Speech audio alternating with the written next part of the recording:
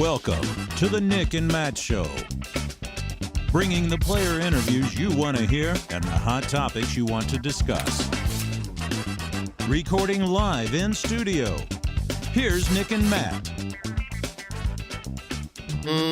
Welcome to episode 84, everybody. Yes, I am holding, look at this, Double G craft jerky.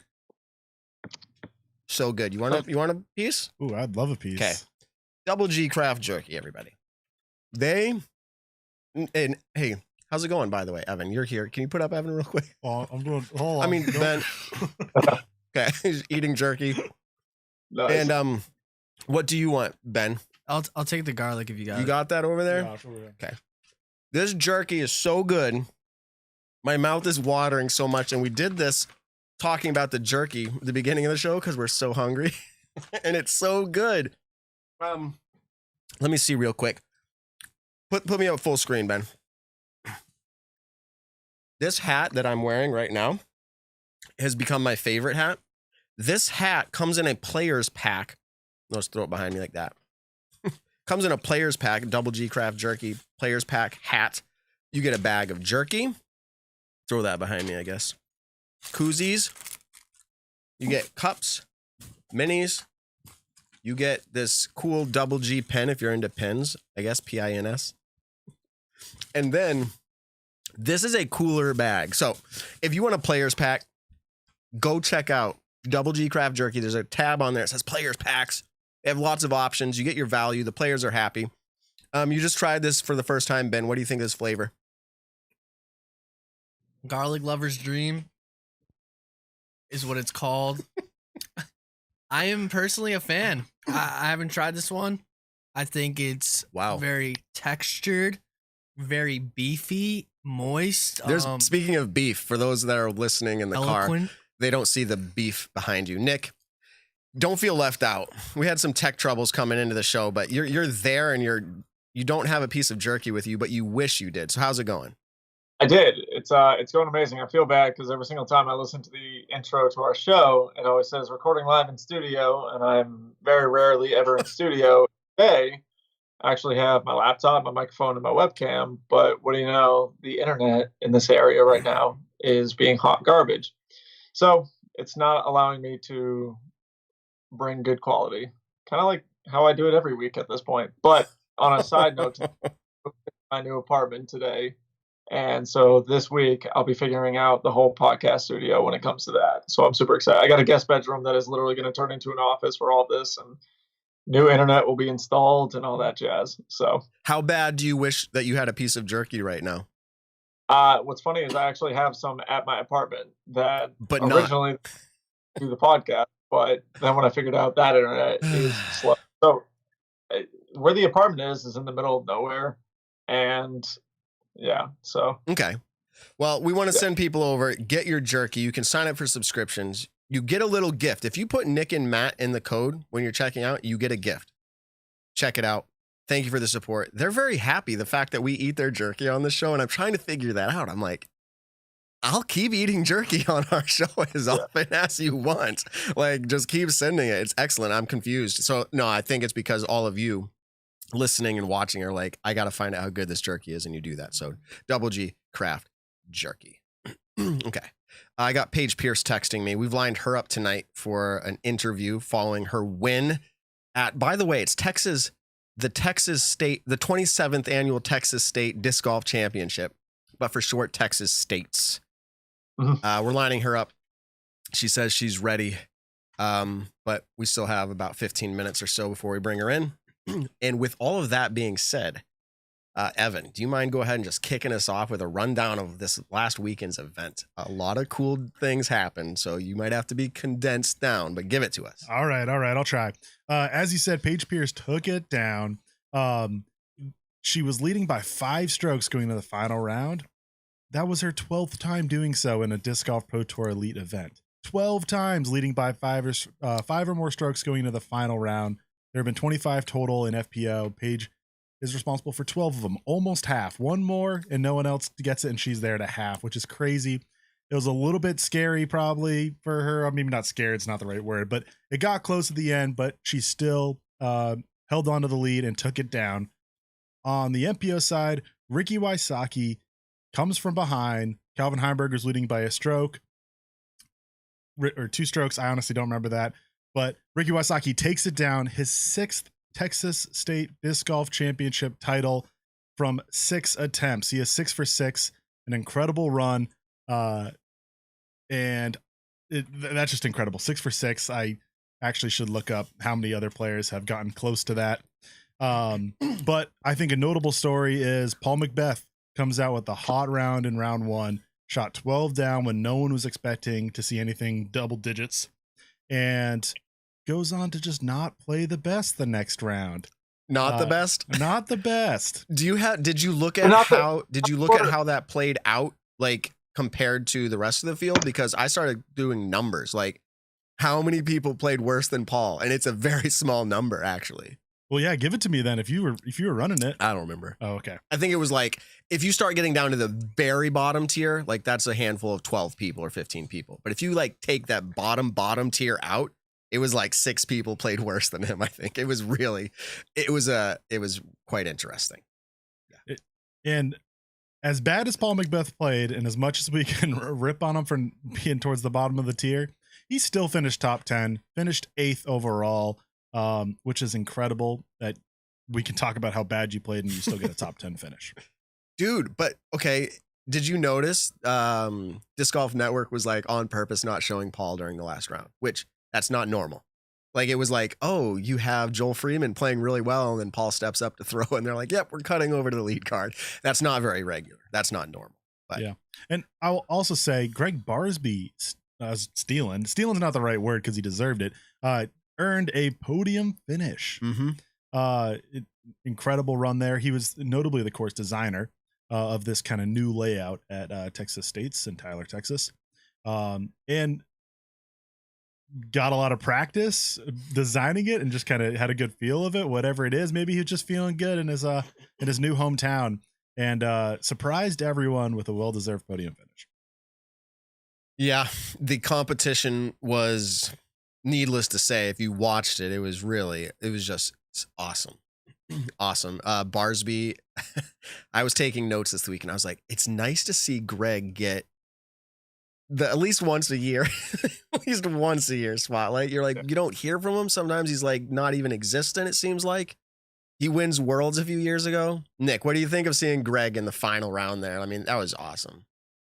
Yeah, I thought it was great. I mean, Greg Barsby's the man. He's a phenomenal disc golfer.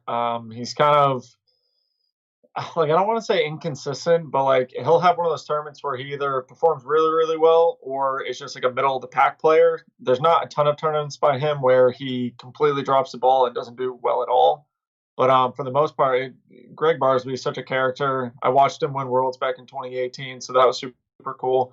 And to see him get himself on the podium at a course that he designed, I thought it was also pretty cool. And what was funny is I was scrolling through Twitter the other day, and I saw someone tweeted something, but then Evan tweeted back at him. Like someone tweeted saying like, I don't know, I don't remember the exact tweet, but it was kind of like, isn't it foul play to see like the dude who designed the course on the lead card, or the dude who designed the course doing well, something like that.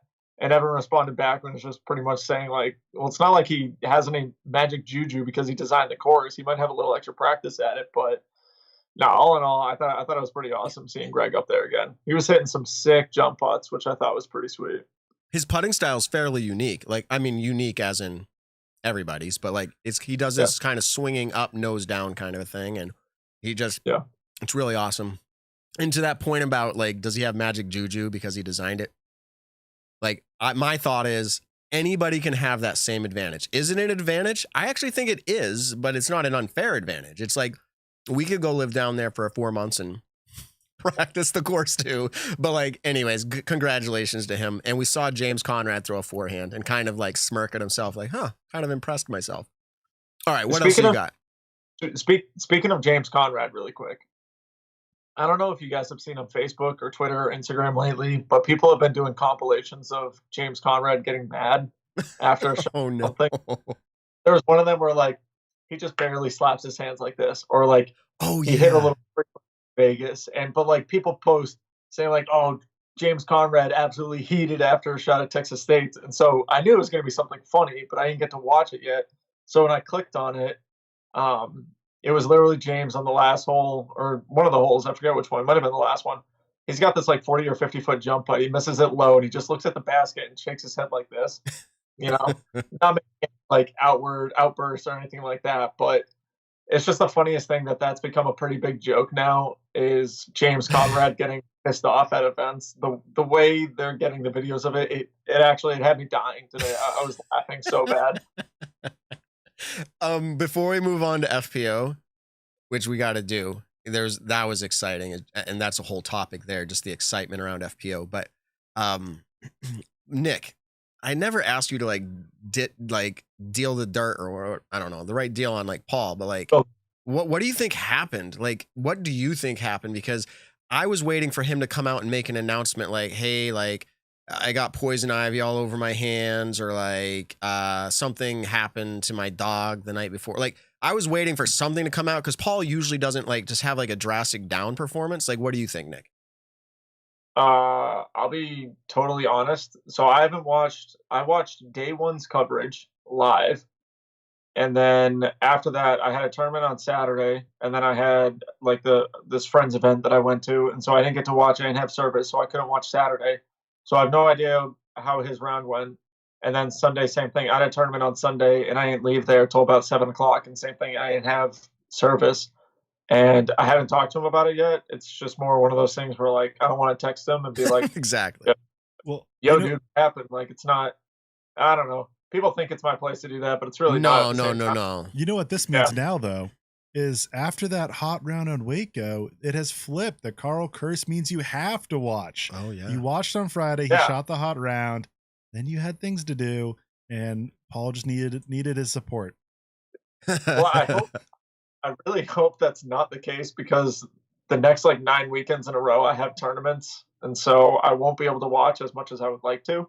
And post-production, honestly, the round happens afterwards. But so I haven't even gotten to watch any of that. I think I watched 2 holes yesterday of round 2, and I was so tired after my tournament because it was pretty cold and very windy. So, when you get windburn really bad and your face just feels awful, that's literally when I got back. I just wanted to pass out. And so I think I fell asleep after 1 or 2 shots. But I don't know. Yeah, I honestly, I have zero idea. I texted him earlier today. I sent him a picture about me throwing over a cow, and that's it. Me throwing over a cow. Ben, you got to put your shot back up again. So this was Ben. It's just funny. Yeah. The one that I threw over, it didn't have horns on it, but I played probably one of the most redneck tournaments that I've ever been a part of, which was super funny to me. But I was playing on a working cattle farm. I was just playing a really small C tier here in Virginia, and it was on a working cattle farm. And the property owner and the course designer said, they're like, look, if there's cows, just kind of walk towards them, shoo them away, and they'll move. And as I was walking up to my starting hole, literally right next to the tee pad, there was 2 cows. And I've been around cows before. I've worked on a horse farm. I've helped to work on a cattle farm before. But when you're walking up to a beast that is a lot heavier than you are, it was kind of sketchy. And so as I'm slowly walking up to the thing, it kind of like gets startled, and I'm like, I'm about to get charged by a cow before a freaking C tier.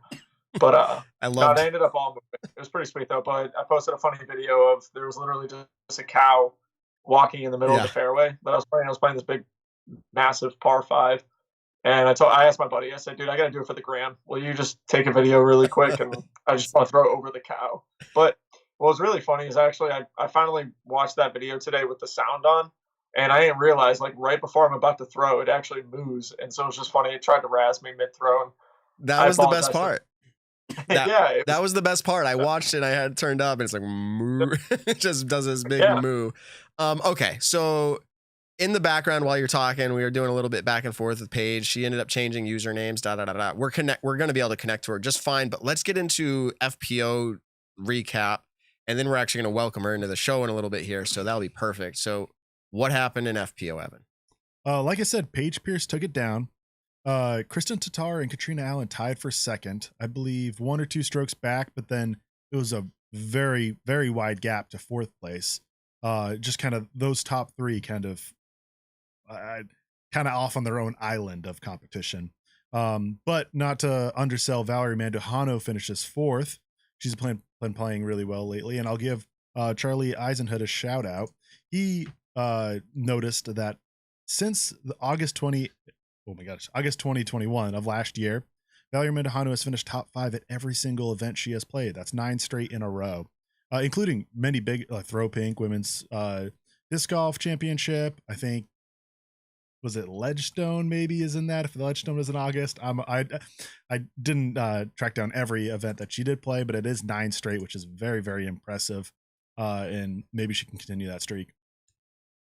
Yeah, I'm sorry, I get confused which show I'm on. I'm like, I talked about this. I don't remember if I talked about this on the new show DGN League Night that I have with Jamie and my brother, but I said, like, I am a very big fan. And well, I mean, when we had Valerie on, I was just stumbling over my words. This is awesome. I'm really a big fan. I don't think, is it offensive to say, like, I don't think she's the next Paige Pierce, but like, she is a contender. Like, I think she's going to be a regular contender, because this is a conversation. Is there ever going to be the next Paige Pierce or Katrina? Meaning, is there going to be dominance anymore? Like, in the next couple of years, will there be dominance in the FPO, or is it just going to be really a mix mash of 5, people or 6 people? Like, I don't know. But that was really exciting to see come down in the last hole. Paige had to hit some good putts to hold on, and they were aggressive and risk filled. And it was a great story. If you didn't watch FPO, you missed out. It was fun to watch. Haley King was not there, notably. She was traveling, and tornadoes in her path kind of thing, turned around for her own choice to do that and to feel safe for herself. There's some some questions out there like, hey, why doesn't Innova just fly her out there then? Like, she can still make it in time. And she's doing her thing right now. I think we'll still see her show up, but not at this event. And that's notably in the first, 3 big events. She showed up for 1. So, okay. And that's due to a number of reasons. Yeah. Last week when I was driving back from Texas and I called into the show really quick, little did I know, actually, I kind of did know, but I didn't actually think it was going to happen. But about an hour and a half, 2 hours after I called into the show and talked with Chris for a bit, I was just about outside of Tyler, Texas. I was driving back to Virginia, and all of a sudden there's it's pouring rain, it's pitch black, super windy. And then my phone, I get a tornado warning on it. And I was like, oh, it's probably not that serious. I don't think one's actually going to touch down. And then I get into about 20 minutes outside of Tyler, Texas. I'm about 5 minutes northeast of a town. And there's about 30 cars underneath this overpass. So I pull over for a bit because maybe there is a tornado. And long story short, I ended up having to spend the night in Texas when I wanted to try to get to Mississippi the first night, because a bunch of tornadoes were touching down all over the place. And that was pretty sketchy. So then I drove through Mississippi the next morning. I caught up with that same storm. And once again, another tornado touched down.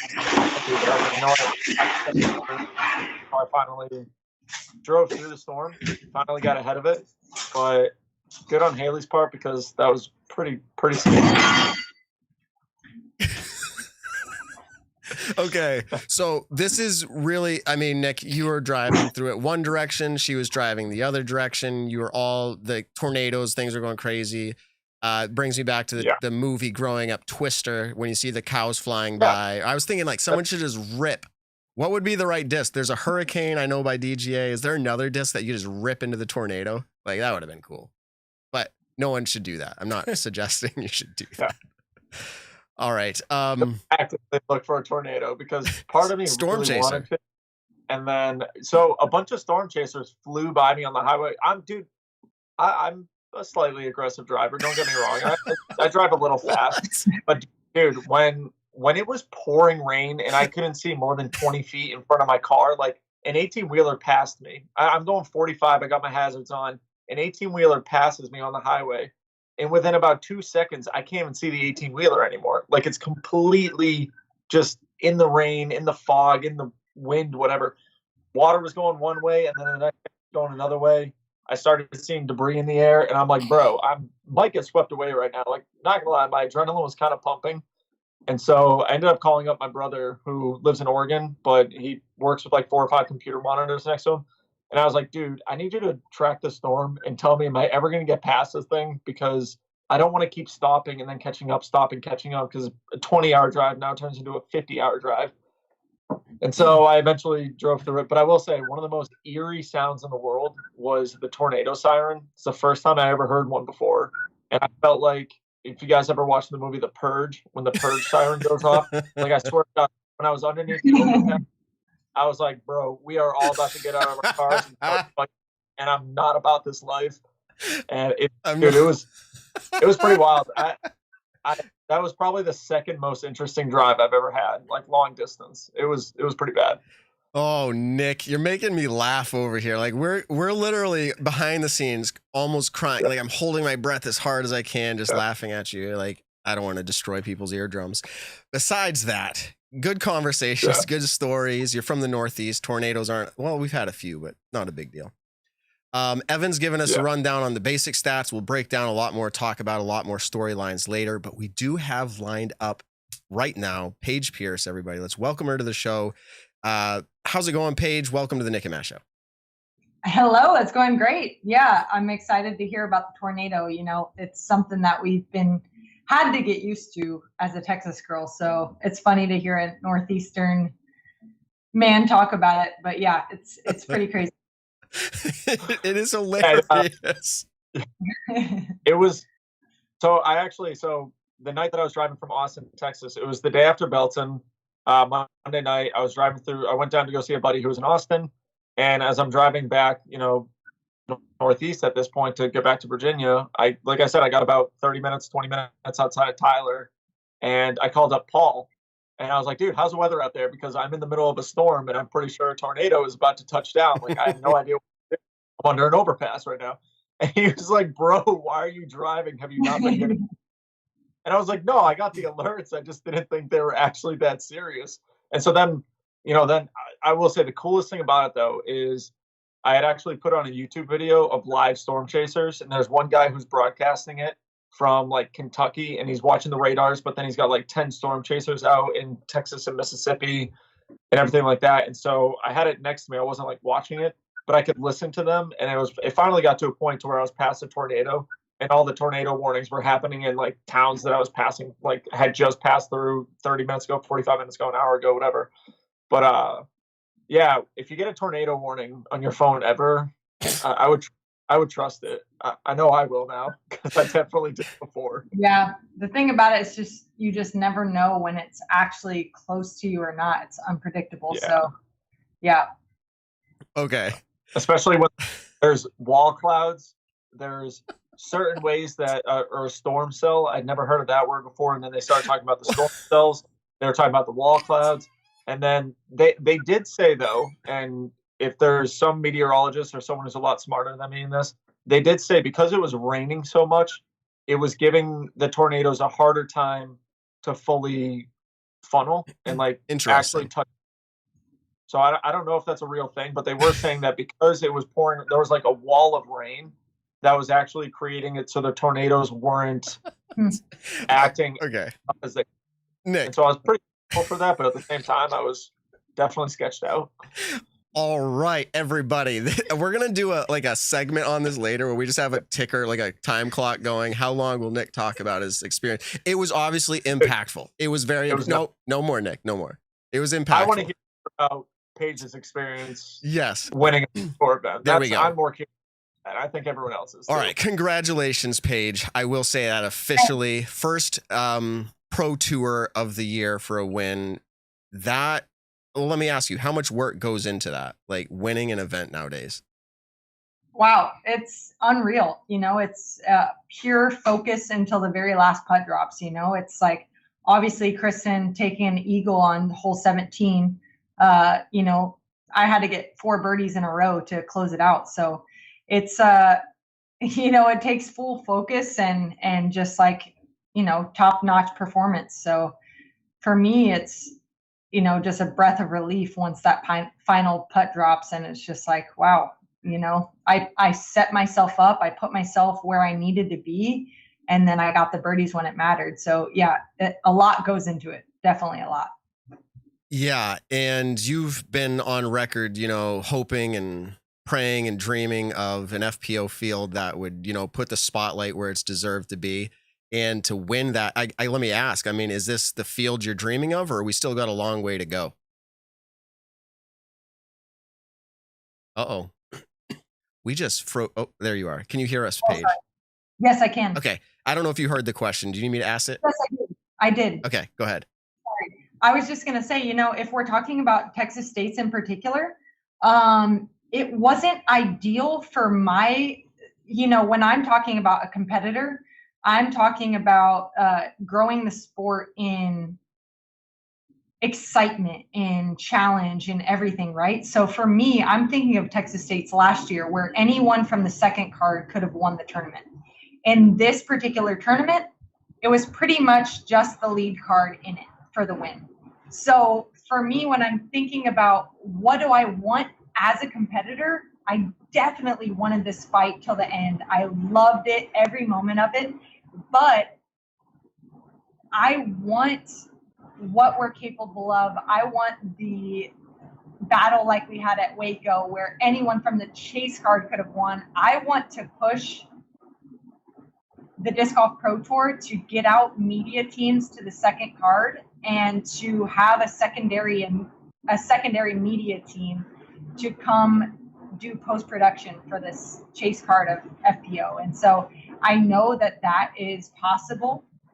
I know that people from second card could challenge a win now, and that is something that I couldn't say confidently 2 years ago. So I feel very, very proud of where the FPO division is now.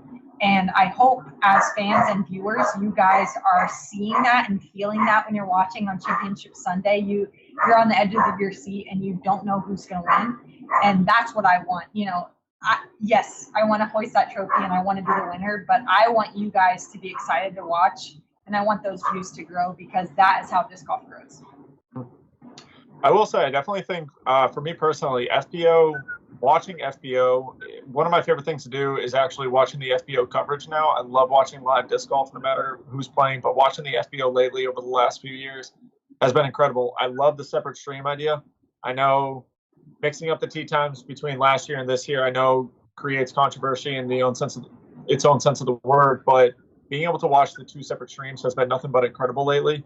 And then actually being at some of these larger events, the FPO galleries have been, from what I've seen, pretty awesome. The FPO battles have been insane, especially over at Waco. It was super fun.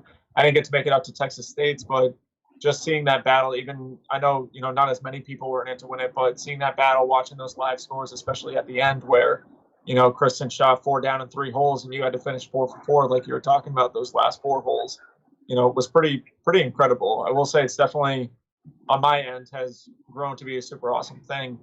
But I guess kind of where my question will go is, what do you think it takes, not specifically out of the other competitors, but in a sense, what do you think it's going to take for the other competitors to get to that level consistently where they are potentially competing at the chase card? Like, what do you think other players need to do to elevate their game in the sense of how do we make it more competitive for everyone, in a sense? Well, I think, you're kind of seeing that at most events now, right? Where the first round, whatever, if it's Friday, if it's Thursday, after the first round concludes, you kind of see the leader separated from the second card by 3 to 4 strokes. And that is something in the past where that has been the case for men. But for the women, that 3-stroke gap would be between first and second, not first and chase card. So I think that we've already kind of done that. We've already closed the gap. And I think that is due to the amount of effort that these younger players are putting in. The Valerie Mandujanos and the Kona Panises, they're out there every single day. And not just every single day, but the entire day. I play disc golf every day.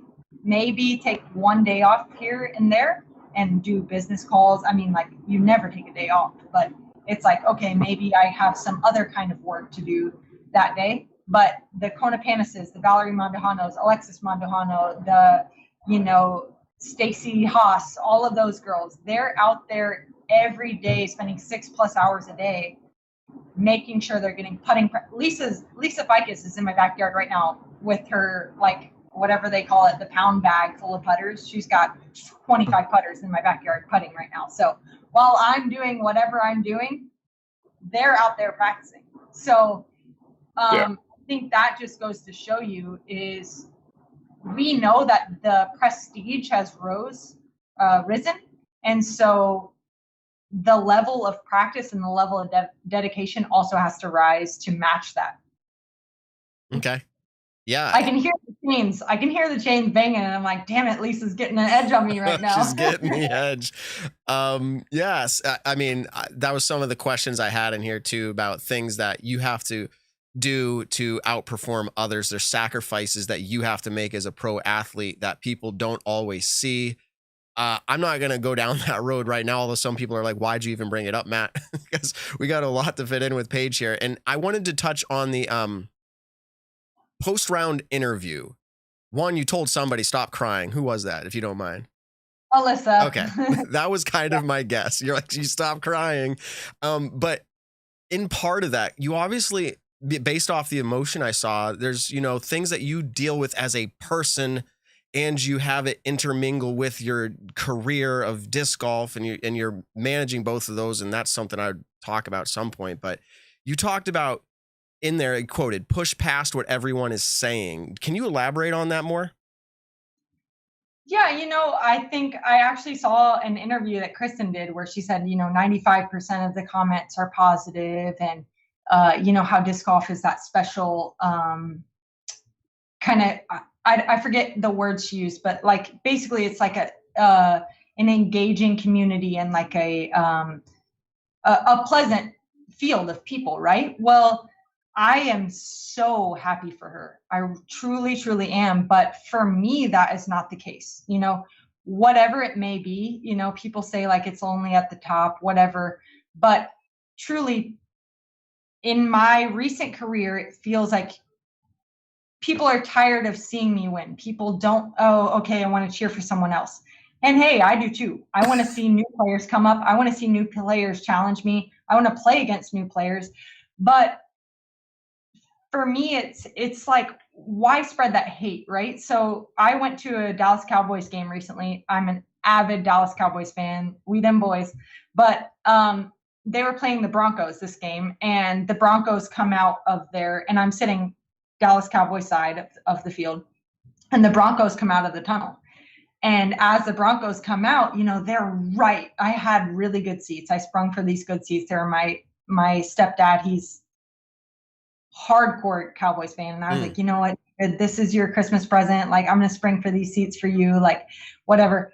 And we were like very close up. And so we I can lock eyes with these Denver Broncos players, and they're coming out of the thing, and I'm just standing up. I'm like, sick, hell yeah, Von Miller. Like, every one of you, amazing. I'm excited to watch you work today. I want the Cowboys to win, but I'm excited for this battle that's about to ensue. And unfortunately, that did not ring true for all of the people around me, behind me, in front of me. It was just boo, boo. And it was just this moment where I was standing up, clapping in my Cowboys uniform, granted. And I'm clapping, and I just sat down, and I had this moment of like, wow, I never want my competitors' fans to boo for me. I never want my fans to boo for my competitor.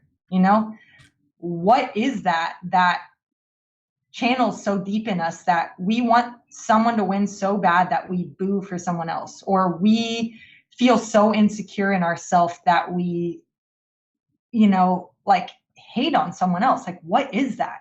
And I can't say that I haven't felt that way before. Of course I have. We're all humans, right? But why do we do that? And so anyway, that game left me feeling with just like, why do we have to do this? So anyway, I feel this hate. I see the hate. I hear the hate, whatever. People think I purposely cheated at Worlds and missed the Mando, and I knowingly did this. People think whatever I stopped reading the comments, but sometimes, you know, people tell me about them. Someone screenshots it and says, hey, do you want to address this? And it's like, you know, if I win or if I lose and they want to say, oh, this is why she's losing. Okay. But then I win and it's like, oh, who cares that she won? This is still, it's like, you know what?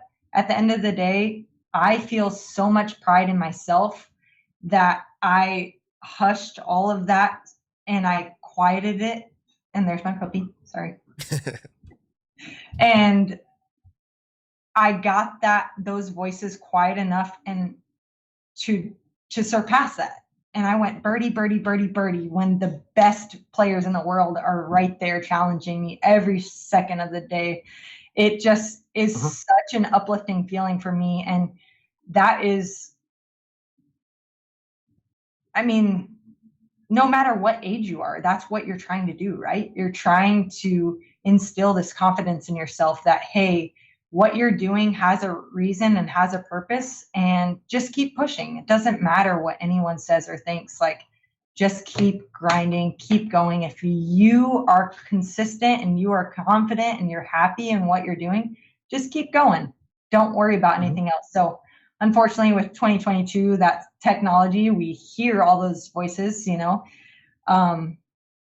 but I think that is why I love the game of golf, is because it presents you with all of these obstacles that you have to surpass. And, you know, to win a tournament, when you're hearing all that and feeling all that, it's just like, just this breath of fresh air and like, I am capable. Welcome to our TED Talk. I'm going to re-listen to that one. That was good. And partly because like even Simon is on record. Simon Lizotte and many others, I'm sure, are on record as saying like, Simon doesn't even, I hate to throw him out there like this, but I think he said it. He doesn't even he doesn't like to look at comments on the internet because even he gets bothered by the negative comments that come out. And you're like, Simon gets negative? Yeah. Like, of course I get my fair share, probably more negative than anything. Thank you to my fans. But like, it's just part of it. But you're talking about how you've navigated that. And I feel like you are someone that I have come to think is very insightful, especially when in regards to your development as a person. And that's internal and interactions with others. And I think you're thoughtful at providing answers. And it often seems like you're just being transparent and vulnerable. I have to ask this question. How are you managing both the personal and the professional? I saw you on with, what's that guy, Corey from Wolfpack. And I was watching the Jomez production that you did. And you even asked that question, like, how do you manage this balance between like who I am and like my disc golf career? Can I ask this? How are you managing both the personal and professional? And do you believe either of them, your personal or professional, is having a negative impact on the other? So like, is your personal life having a negative impact on your professional career? And is your professional career having a negative impact on your personal life? Like, how do you feel about that? Yeah, well, for me, I mean, I've been on the road for 12, I think this is my 13th season. I started traveling in 2010. So for me, it's pretty much been my entire adult life. And so I would say my professional career has definitely affected my personal life. I recently, last off season, I went to Hawaii for 2 months and I completely disconnected. I didn't really have my phone at all. I was at a place where they didn't have Wi-Fi. You know, if I needed to go to Wi-Fi, I went to like a coffee spot downtown or something like that. But I purposely did that. I wanted to go someplace where I didn't know anybody. Yes, there was a disc golf course, and yes, it was warm. So if I wanted that, I could go.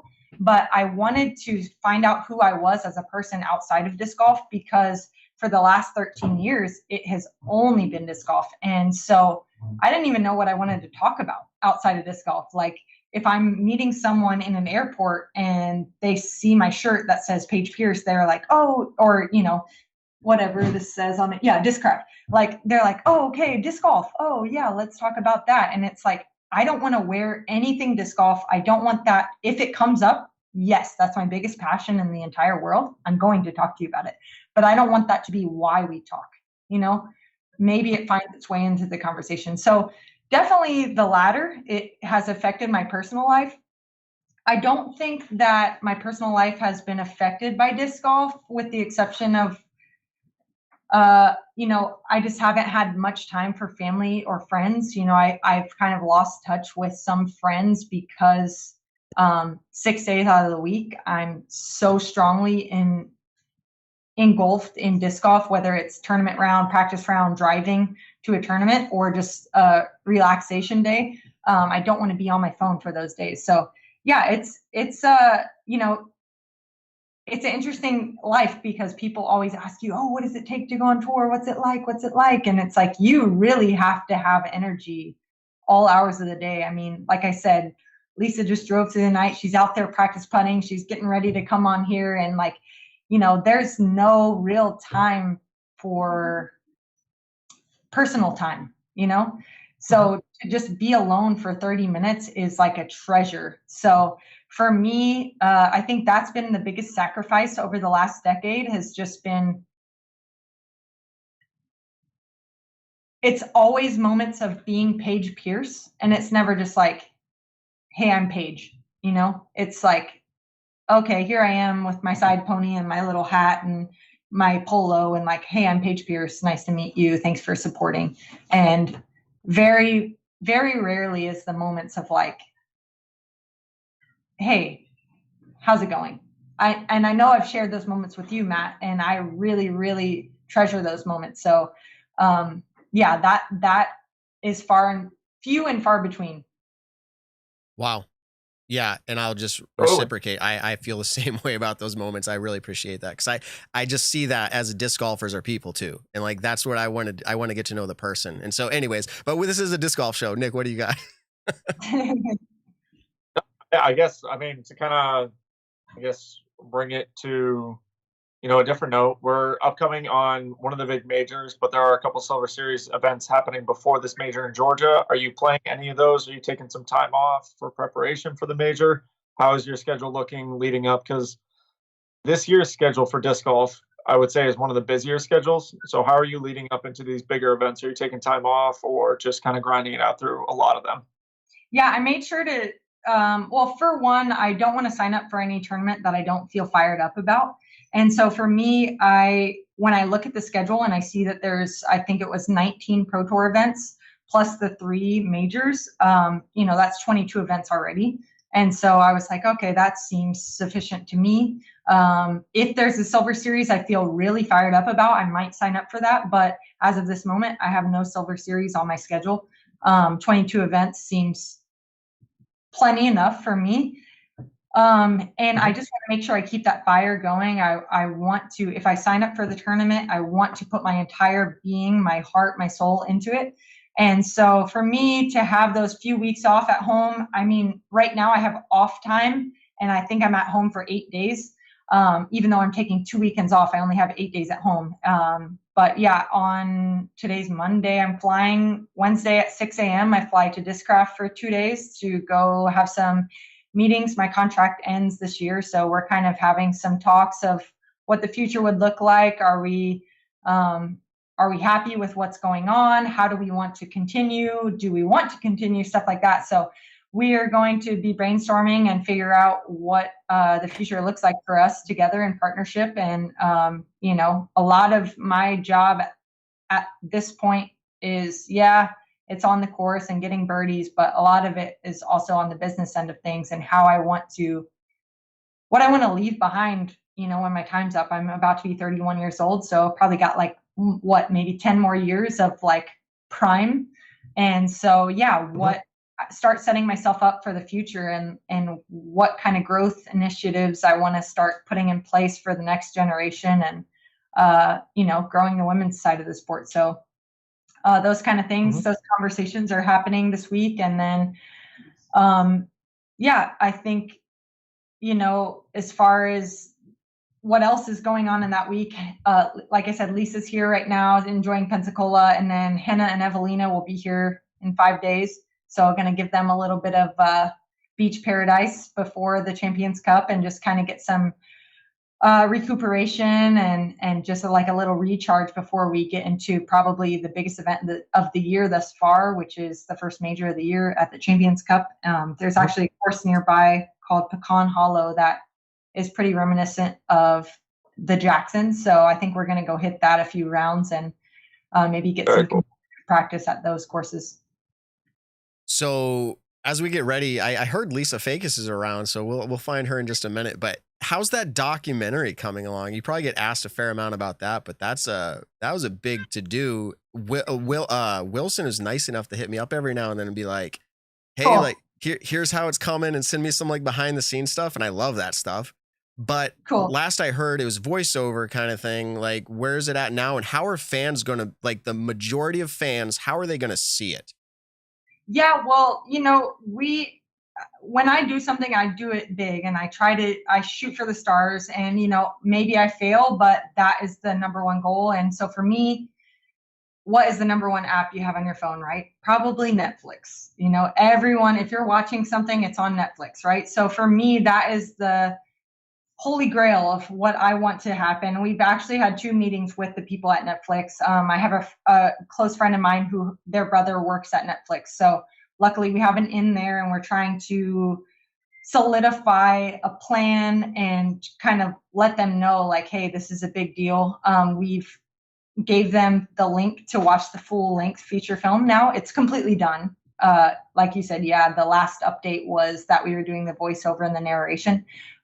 As of now, the film is completely done. Now it's just figuring out who wants to put it on their platform. So like I said, Netflix is our number one ideal goal.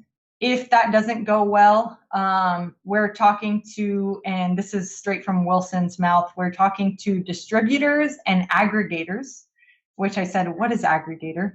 And he's telling me distributors are the traditional sense of like, hey, people that want to get it on the Netflix, the Hulu, whatever.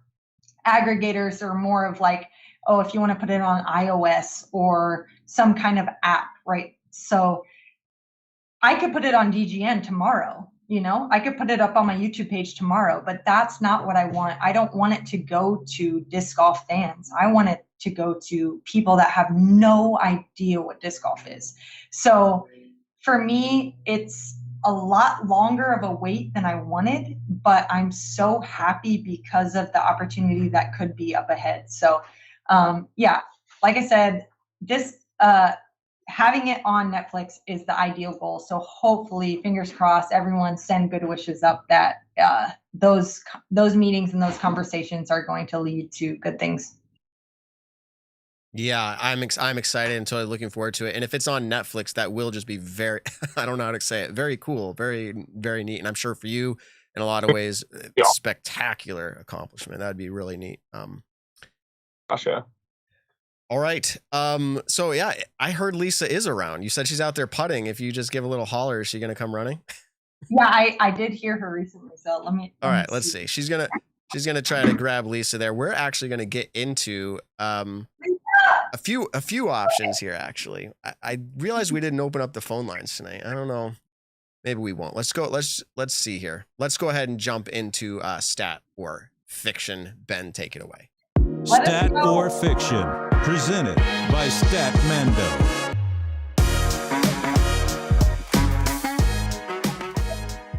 All right, this is the game show page, and Lisa can move over just a little bit because we're going square here on the camera shot. There you are. What's up, Lisa? How are you doing?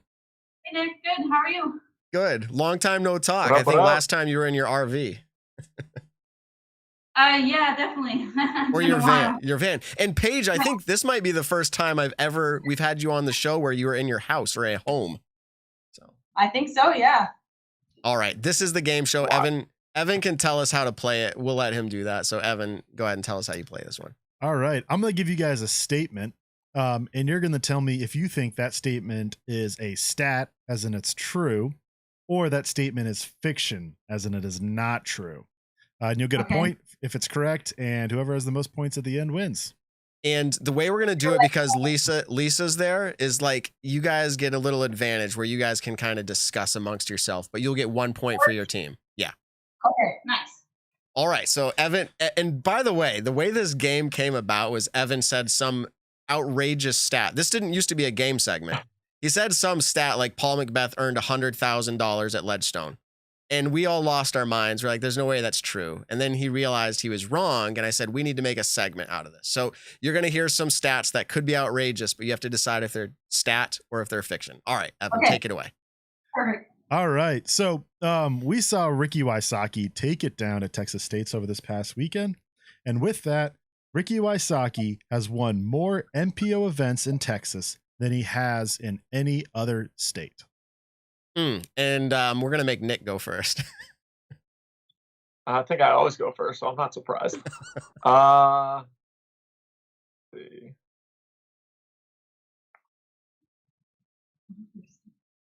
I'll go stat on that. I'm thinking there's might be one other state in my mind, but I'll say stat for now. So Okay. You gotta say one, but what other state would it be? I am going to say, other states. What other state does he play in a lot where he wins a lot? I mean, Texas is really big. I feel like it's safe. I feel like it's safe to say stat. All right, I'm going to say stat. All right, Paige and Lisa, you guys are up. I mean, I can't think of another state that he would be. Just know he's never lost at Texas State's. Right. It's pretty impressive. But like he's from Ohio. Right. Oh, okay, there you go. California. I thought California maybe. That's the only other state I would feel comfortable with, but Michigan, no. Stat.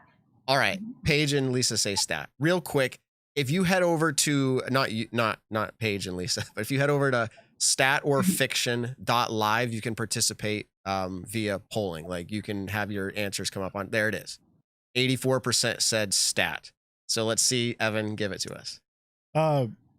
This is a stat. Wow. And I'll give credit over to Paige and Lisa. You guys are right on top of it, guessing stat correctly, but also Ohio is the next highest. That's his original home state. I think he lists South Carolina, or now he does Arizona.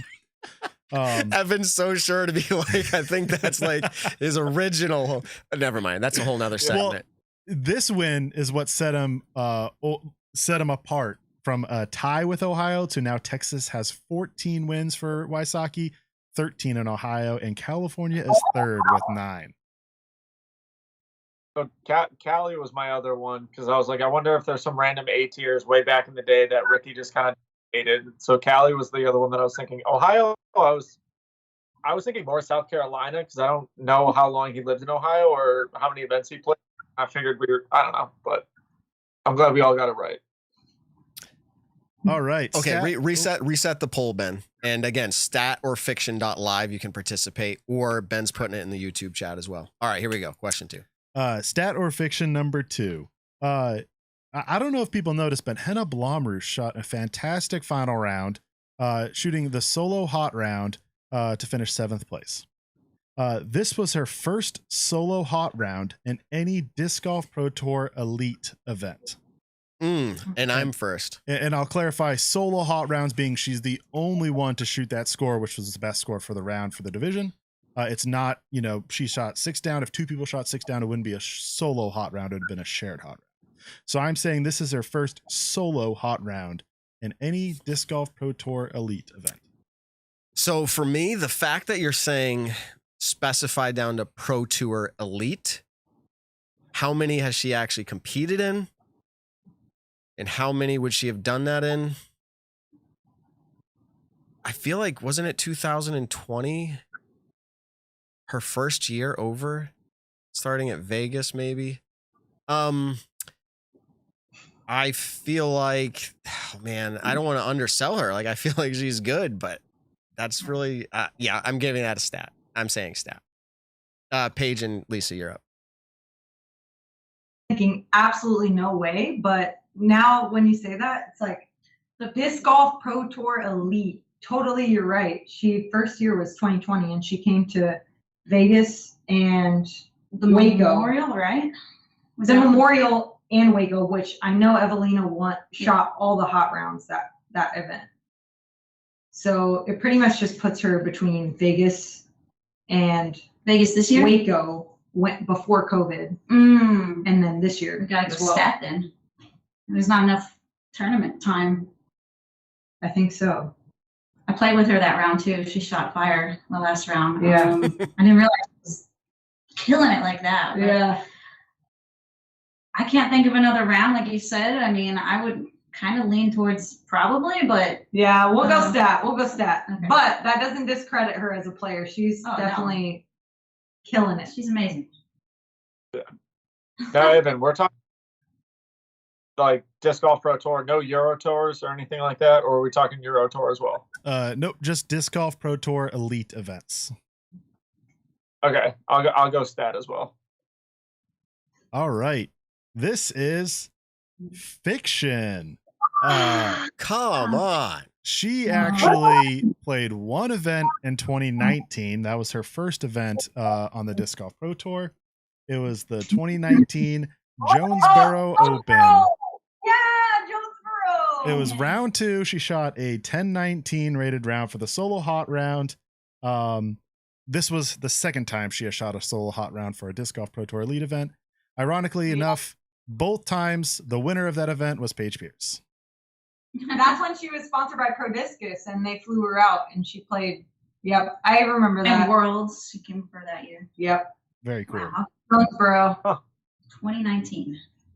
All right, so that makes it all tied up at 1 going into the final question. I find it interesting. We didn't announce the stat results on that one, but it was like 75% saying stat, and I'm curious. Whoever answers first like sways it. Like I'm talking all these things. Like they're like, yeah, stat. But I don't know. So Paige and Lisa are going to answer first on this one. And what is the score? Are we tied, Ben? 1-1-1? Correct. Okay. 1-1-1. Yep. 1-1-1. All right, going to the final question. And if it is tied after, we will have a tiebreaker. Greg Barsby finished 3rd at this event. This was Greg Barsby's first Elite Series or major podium finish since he won Worlds in Vermont. This is a Paige and Lisa answer first, but you can talk it out. But you guys are first. First impression. Since Worlds, which was what year? 2018. 2018. He won in 2018, 4 years ago. I feel like 2019. I don't remember seeing him. I feel like in podium. Cali. Was he up there? Maybe. Maybe. Could have been. Masters Cup? My first impression was like stat, but it could, if you're feeling, yeah, there's a chance of Masters Cup, but I'm not so sure about that. 19, 20, 21. That gives us 3 years. Barsby. We got to give him some credit, right? I'm not remembering it. I'm not either. Yeah. It wouldn't surprise me, but I'm not recalling it. Like, this is my first instinct. Stat. All right, they come in with stat. Nick, you're up. Evan, can you repeat it one more time for me? Yeah. This was Greg Barsby's first Elite Series or major podium finish since he won Worlds in Vermont. Right. I wanted to say European Open, but I'm pretty sure that was 2017, which for some odd reason I was thinking it's 2019, but it wasn't. That was the year Ricky and Eagle were battling it out, and then Paul came back and won. But so I guess I'll go. Oh crap! I guess I'll go. Was there Maple Hill? I know he did great in 2015 at Maple Hill. Damn. I'll go stat as well. Come on. All right, I'm doing stat, and everyone's gonna be like, it's because he doesn't want to be left out. But I could win if I said fiction if I thought it was fiction, and this has happened before. I just feel like this is a stat, and then Evan's gonna do it. This happens every time. Then Evan goes, "It's his fiction." So let's see. All right, the poll is coming in at 60% stat, 40% fiction. So that's the most split I've ever seen it. All right, let's see what happens, Evan. This is fiction. I told you this is what happens. He came in second at a national tour about a month after Worlds. Delaware Challenge. Nope. Hall of Fame Classic. Finished second to Paul Macbeth. So that was after Worlds. It was a month after. 2018. 2018. Same year. World was early that year. Wow. Well, it was September. That was just a really late event. So okay. it's been a while.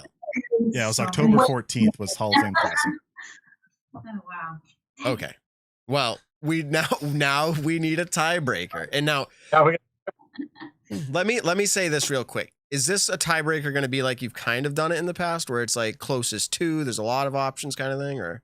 I was planning a closest to. Okay. I can pivot if we want. No, the reason I'm doing this, and I will say real quick, Paige, I don't think you are eating of meat or beef jerky, but you know who Double G is, and they have a great product and they sponsor our show.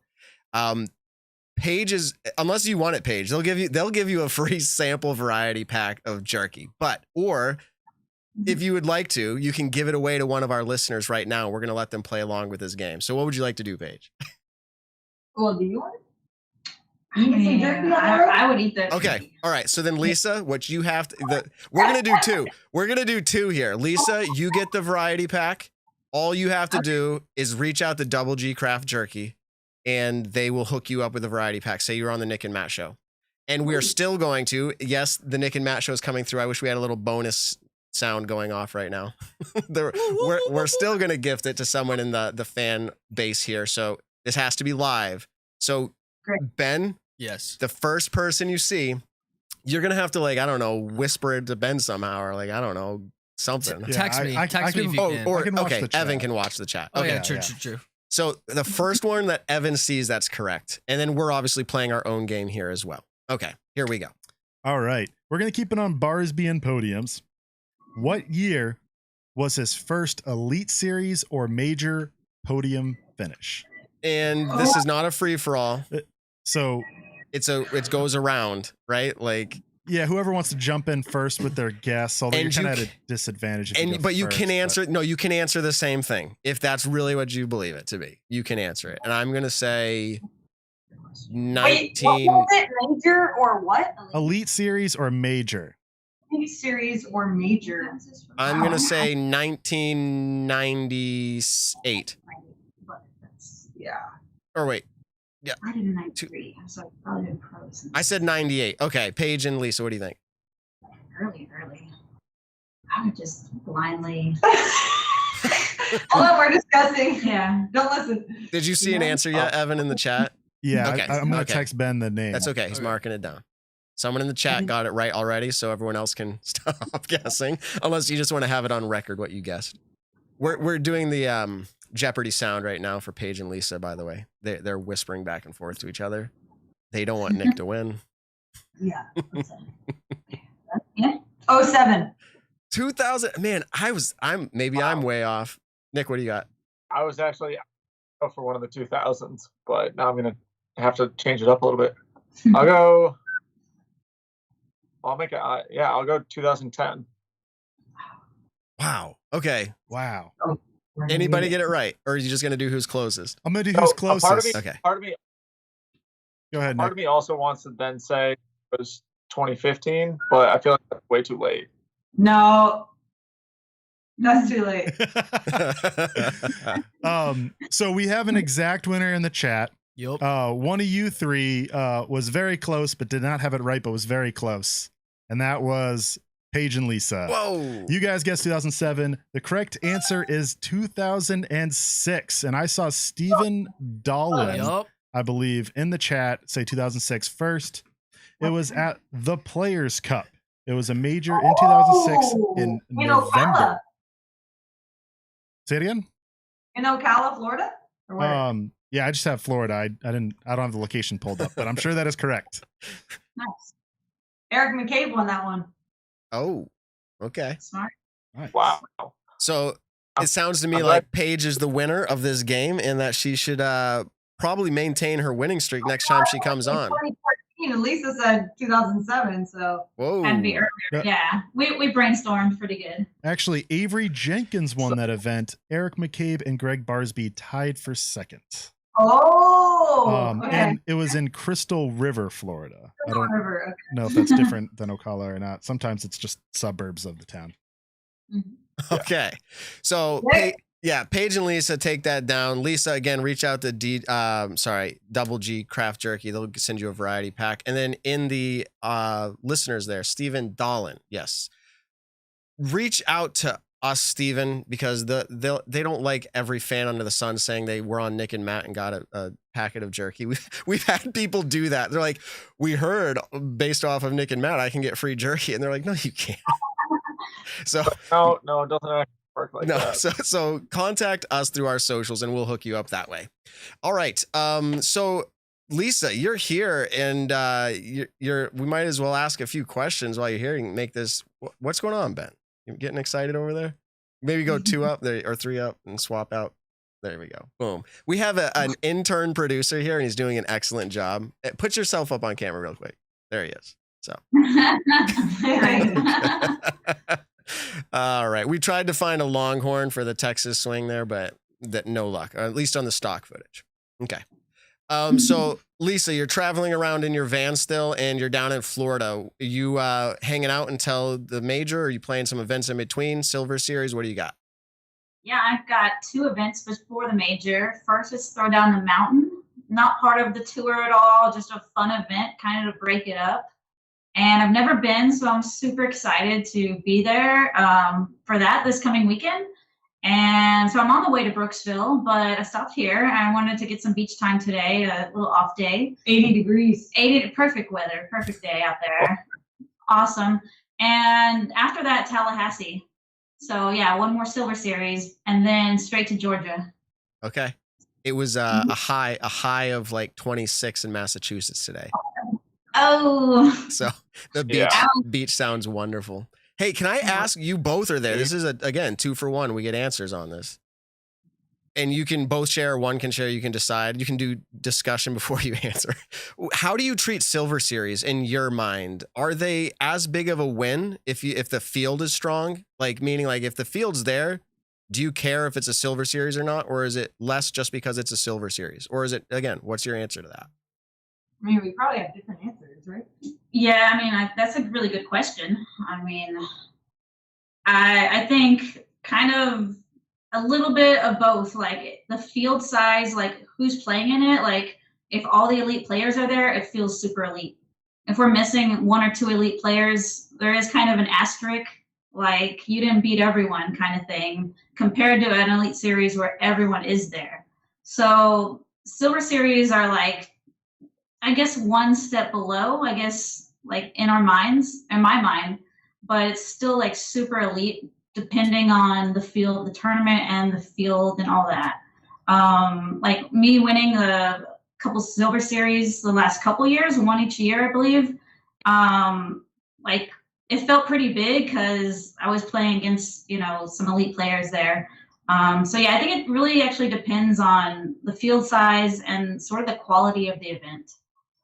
Yeah, I think for me, it's like, I mean, even the one that you won that I was at was the Silver Cup, and you bested me and Haley and Ellen Widboom, and, it came down to the very last hole. Yeah. So it feels elite no matter what, as long as the people that are there are really involved and into it. So I think it goes to the players' commitment to the event, really. But like she said, like not every time you're going to see all those players. Like I know that myself, Katrina, Kristen, none of us are going to be at the events this weekend, Music City, nor Tallahassee, Throw Down the Mountain, any of those. Yeah. So it's kind of like whatever you make it, right? It's if you go to the event and you think, hey, this is a huge deal, and then you win that event, you should still think it's a huge deal, regardless of who's there or what, No matter who you're competing against, it still takes a hell of a lot to win a tournament. I can speak, from my own experience, just playing like a C tier in Plano, Texas. Like it still takes full focus and full commitment to win the tournament, even though you may feel like, oh, the field size is small and, whatever. Like it's still, you really have to focus. And especially at Silver Series these days, definitely. The cameras are there, the press conferences, everything still feels like it's an elite series. So definitely. I think having the DGP name attached to it, it really makes it almost elite, but just like one step below that. Like that's about it. But like you said, the feel is sometimes the exact same. Yeah, the feeling as a player, I think, is probably about the same, but to sponsors, to other entities, maybe it's different. But as a player, when you win that event, you are stoked. You have the motivation or the momentum, like Ricky talks about. You have the confidence going into the next event. So for me, I think, if you're playing that event and you win it, you probably have somewhat of an advantage going into the next week. Definitely. Awesome. No, I guess I got one more question, just because I think this is actually really cool to have different opinions on it, especially in the FPO side. A lot of courses lately, over the last, let's say, 5 years for the tour, have been changing. One of the ways that they are changing is to being longer, more open. I, of course, that you guys played last weekend wasn't just an absolute bomber course. It wasn't completely wide open, but we have seen over the last few years courses kind of take on that general direction. How do you feel about it? And do you have any preference, or is it more you're just out there to compete, doesn't matter where you're going to, you're just there to play disc golf and try to get a W? I personally enjoy park courses. I like courses like De La Vega, like Idlewild, and so on, like those kind of tighter courses like Brewster Ridge. Okay. It kind of your Skype kind of froze up there. If you can hear us, I can hear you, but you're frozen up a little bit. Okay, now you're back. Yeah. So yeah, I like the challenge of like having the woods in there, and having more of a diversity, and not just being like we're on another ball golf course. However, you gotta have like just good game plan, good placement going into these like bigger courses. I feel like I can actually thrive on any course. So I just like to see diversity and not just have like one kind of standard moving forward. I really like park courses, basically. Okay. Can you hear what we're saying now? Yes, we can hear you. It is, I think it's frozen back and forth, but we actually lined up. We opened up the phone calls. We have a live caller that, Paige, do you want to answer that question before we take the live call? Yeah, sure. I think it's a complicated answer, because it's like the reason that we travel all around the country is to experience different types of terrain and climate and courses, right? And trees and whatnot. Some courses have pine trees in rows. Some courses have just sporadic evergreens, and it's cool to challenge our game on different levels like that. But for me, I know specifically with Texas State's in mind, there was a lot of backlash because, they transformed Dogwood into an open course. I will take a quick little transition that I don't think it was open. I think there was definitely a lot of like low ceiling, trees to miss here or there. You still had to really make sure your shot was like compact. But I think the reason that we're doing that is, for one, to make sure we have better cell service so the coverage doesn't drop, and two, to have spectators. And before the event, there was a lot of players debating whether or not this was good or not in our private Facebook pages. And I actually was in the minority saying, hey, I think it's worth it. I don't want to not play Dogwood either.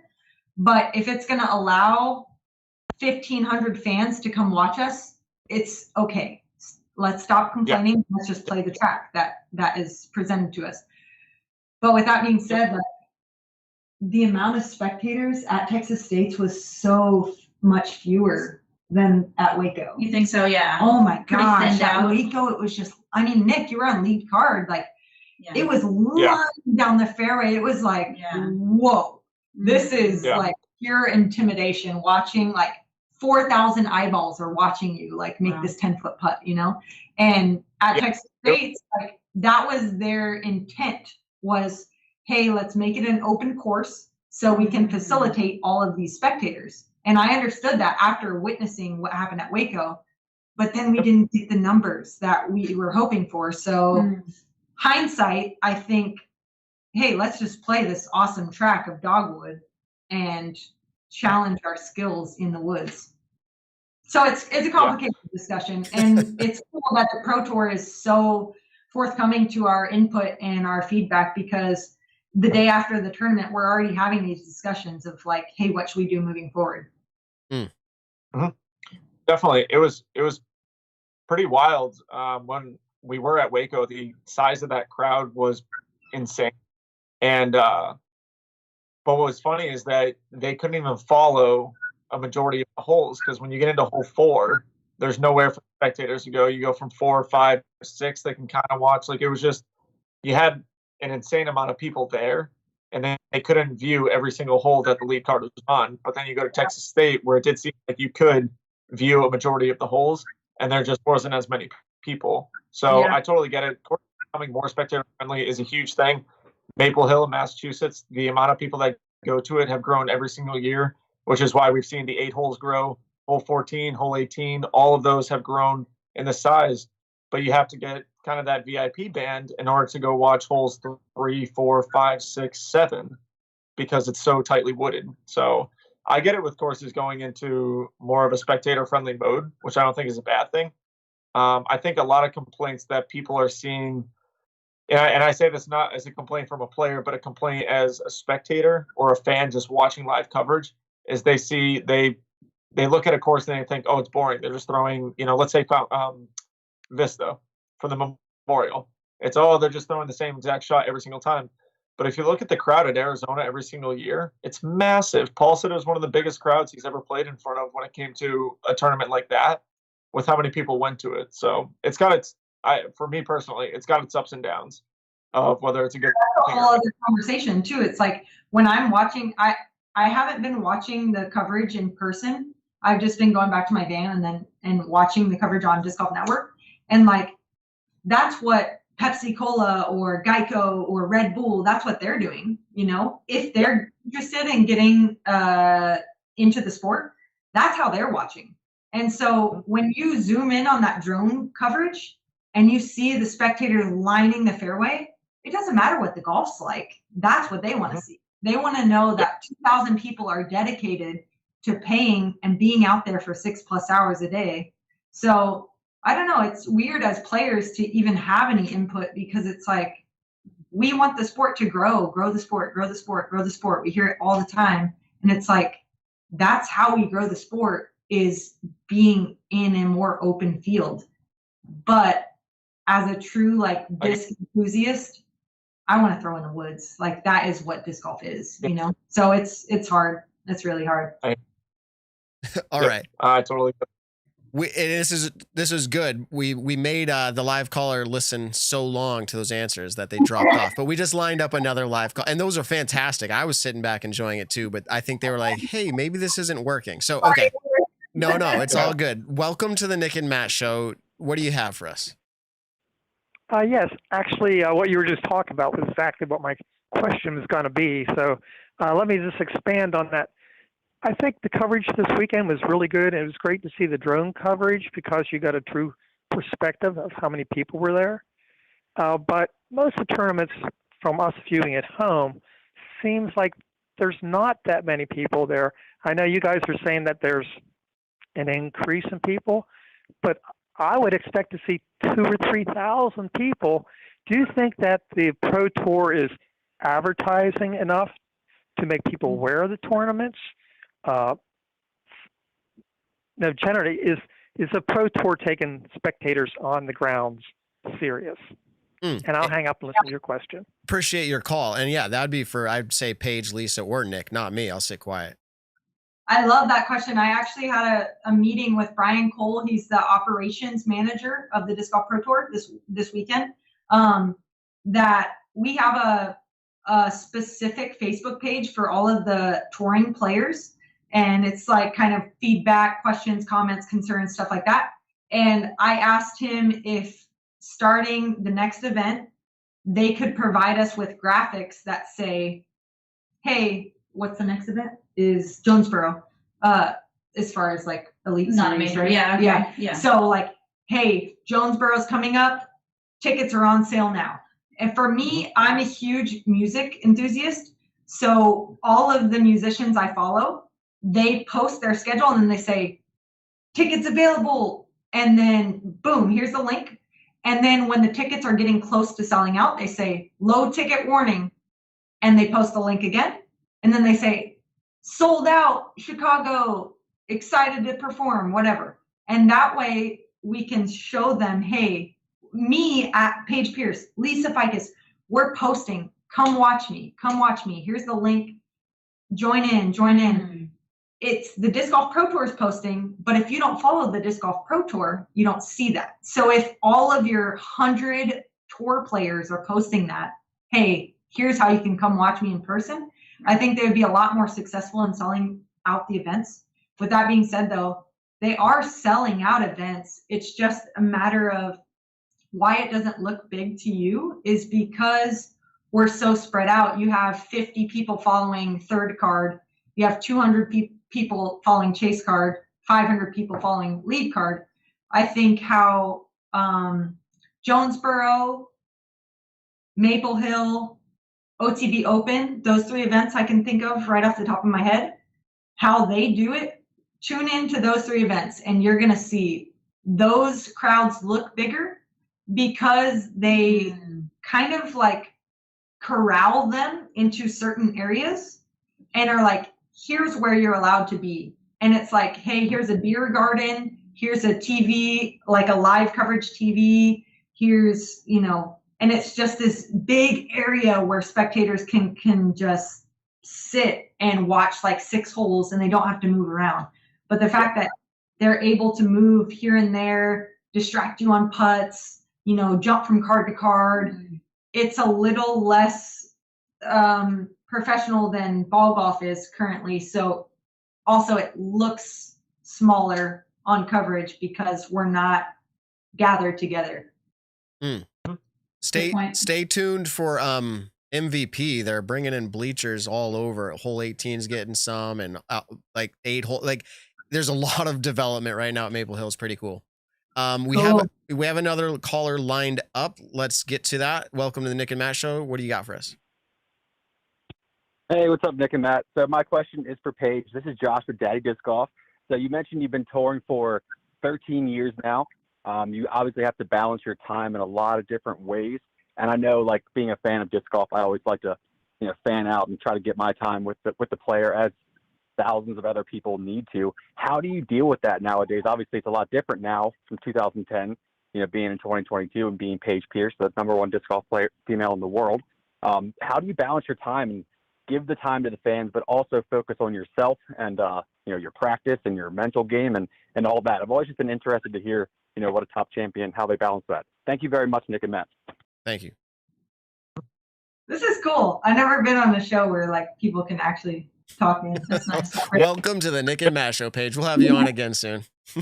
Yeah. So for me, I mean, and that's what we kind of talked about it earlier. I don't know if you were on earlier, but I kind of talked about how I've transitioned making my tour. But this year I'm only playing 22, maybe I can't remember if it's 22 or 23 events, but either way you look at it, that means 3 weeks off.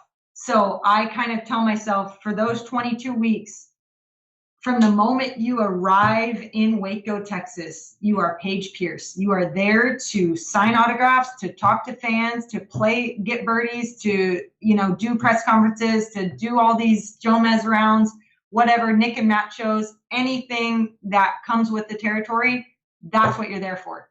If you have an off week, you can, you know, leave that to the side and put on your, you know, vacation email thing and say, hey, sorry, Nick and Matt, like it would be a privilege to be on your show, but this week is about family time, whatever. So for me, that's kind of what I've had to kind of be accustomed to, because like once you're trying to make a name for yourself in the sport, it's so easy to say yes. Okay. Oh, you want to talk to me? Yes, yes, yes, yes. Oh, you want me on this?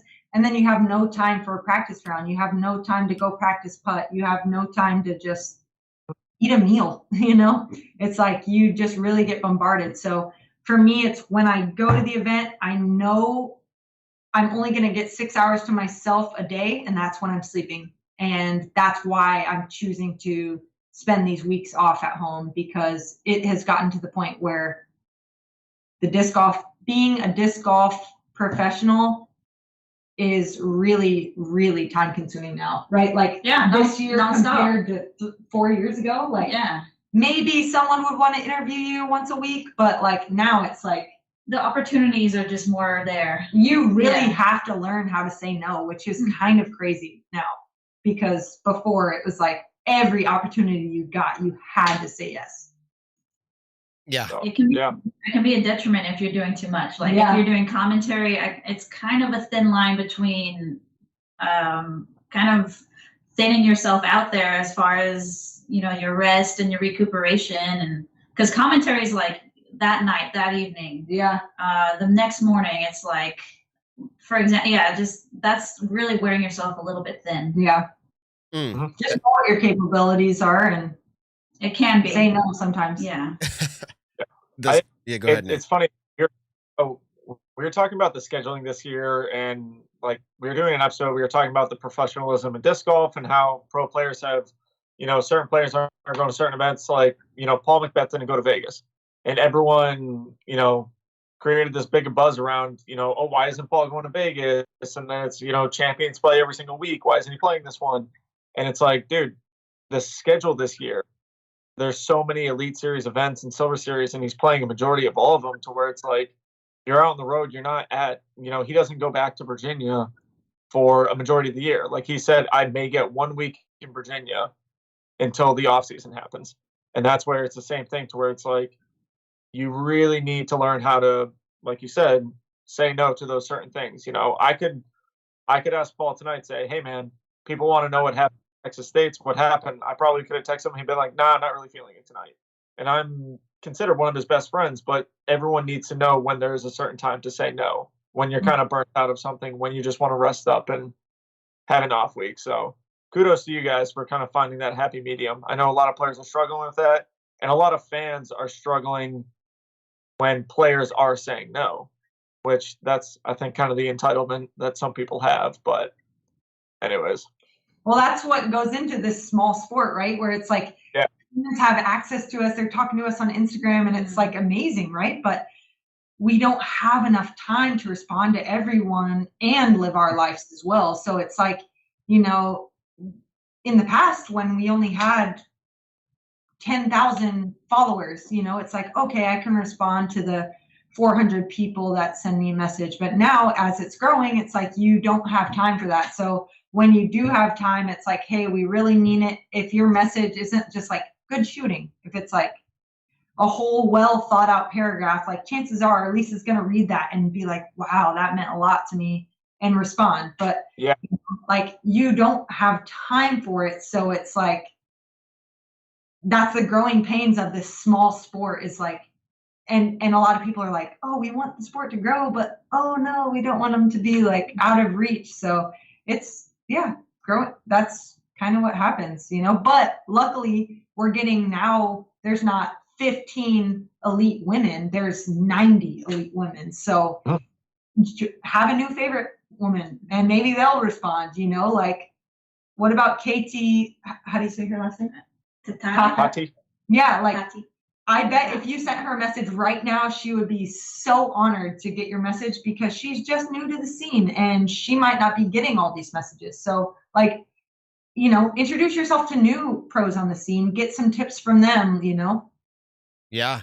I think we actually would love to get some of these players on the show too. And we recently did a Jackie Chen interview where we had a translator live during the show, which was totally cool. So like we love to dabble in meeting some new players that are here. And by the way, thank you for saying yes to the Nick and Matt show. I mean, it is a true, like, we don't expect it and we don't take it for granted when we reach out. We just hope it works, and it did. So thank you, both of you. We do have another live call lined up. So welcome to the Nick and Matt show. What do you got? Yo, am I in? I think I'm in. You're in. I don't know who you are, but you're in. Yes. Yes. Oh, hey, is this everybody. Overthrow? Yes, it is. How did I do that? I don't know, brother. I don't know. All right, what do you got? Hey, so, Paige, first round, Texas State, I had a buddy who was snapping some photos. He wasn't like, it wasn't making sound, but you made your putt on 18. We got all the photos. And then you cold-blooded turned and stared at the photo. It wasn't until he was on a plane today editing it that we saw that you were staring directly into the camera. Like, was that just a boss move? Were you just like feeling it, or were you like, get this camera out of my face? I just gotta know. Thanks. All right. By the way, it was just your accent. I don't know. I've met you once in studio here and I recognize the accent. So shout out to Overthrow. Now I just put him under the bus. No, I'm kidding. He said you were staring at the camera with like cold-blooded, like, hey. After hole 8 or round 1 after hole 18. I don't remember which round he said it was. I have no recollection of this. So chances are it was just, you know, I mean, Alyssa is a photographer, right? And her camera takes 20 frames per second. So chances are you just got one of those frames right where I was just looking at it and I was locked in, focused. So, I mean, yeah, I have no recollection of it. So I want to. I would like to say it was a boss move, but you know, It was. chances are it was just Being you. yeah. Nice. Nick, we have another caller, but you were going to say something. No, I was saying I want to see that picture. That sounds like an awesome picture. Back before there were requirements to being media, I was taking photos at Maple Hill and I was like just following Eagle and I took some pictures and there is a picture of Eagle. Like as we're walking up the fairway of 18, he's looking at me with that same face that he just described, like looking right into the camera. And I'm like, what did I do? So I think it just happens. It's just a moment in time, but frame it, blow it up, put it on the wall, get her to autograph. It'll be collectible. We got another caller lined up. This will probably be the last one, Ben. Let's take this one as the last one. Welcome to the Nick and Matt Show. What do you got? A couple things. One of the things I was thinking about when reminiscing about old worlds. You remember when we had to wear polos and like the appropriate attire? Like I remember going to my first Am Worlds and then everybody was stressed out about like what they had to wear. Any comments on that? It was crazy. Thank you for that call. No, and the second thing I wanted to add in as well was the standardization of tee pads. I remember watching a European Worlds where it was raining like a complete downpour, but on the tee pads, on those turf pads, everybody seemed like they had a bunch of grip. Okay. I want to know what the standardization for tee pads should be because flipping, you're not going to throw from the tee pad to another tee pad where you have perfect grip, but I think the starting point should be universally safe. And have a good night. Thank you very much for that call.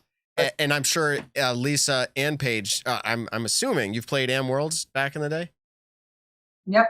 No. Nick, did you ever play in Am Worlds? Wow. Okay. I played Am, hardly at all. Wow. Wait, Lisa's saying no? Lisa and I played pro together probably since like 2009 or something. Yeah. I think I went pro in 09, somewhere around Yeah, that. Yeah. I have a photo with me, you, Liz Lopez, and Desiree of like, I think it was like 2009 or something. Okay. But no, I guess. I went pro as soon as I could, like a year after. Actually, that was probably Texas State. Yeah.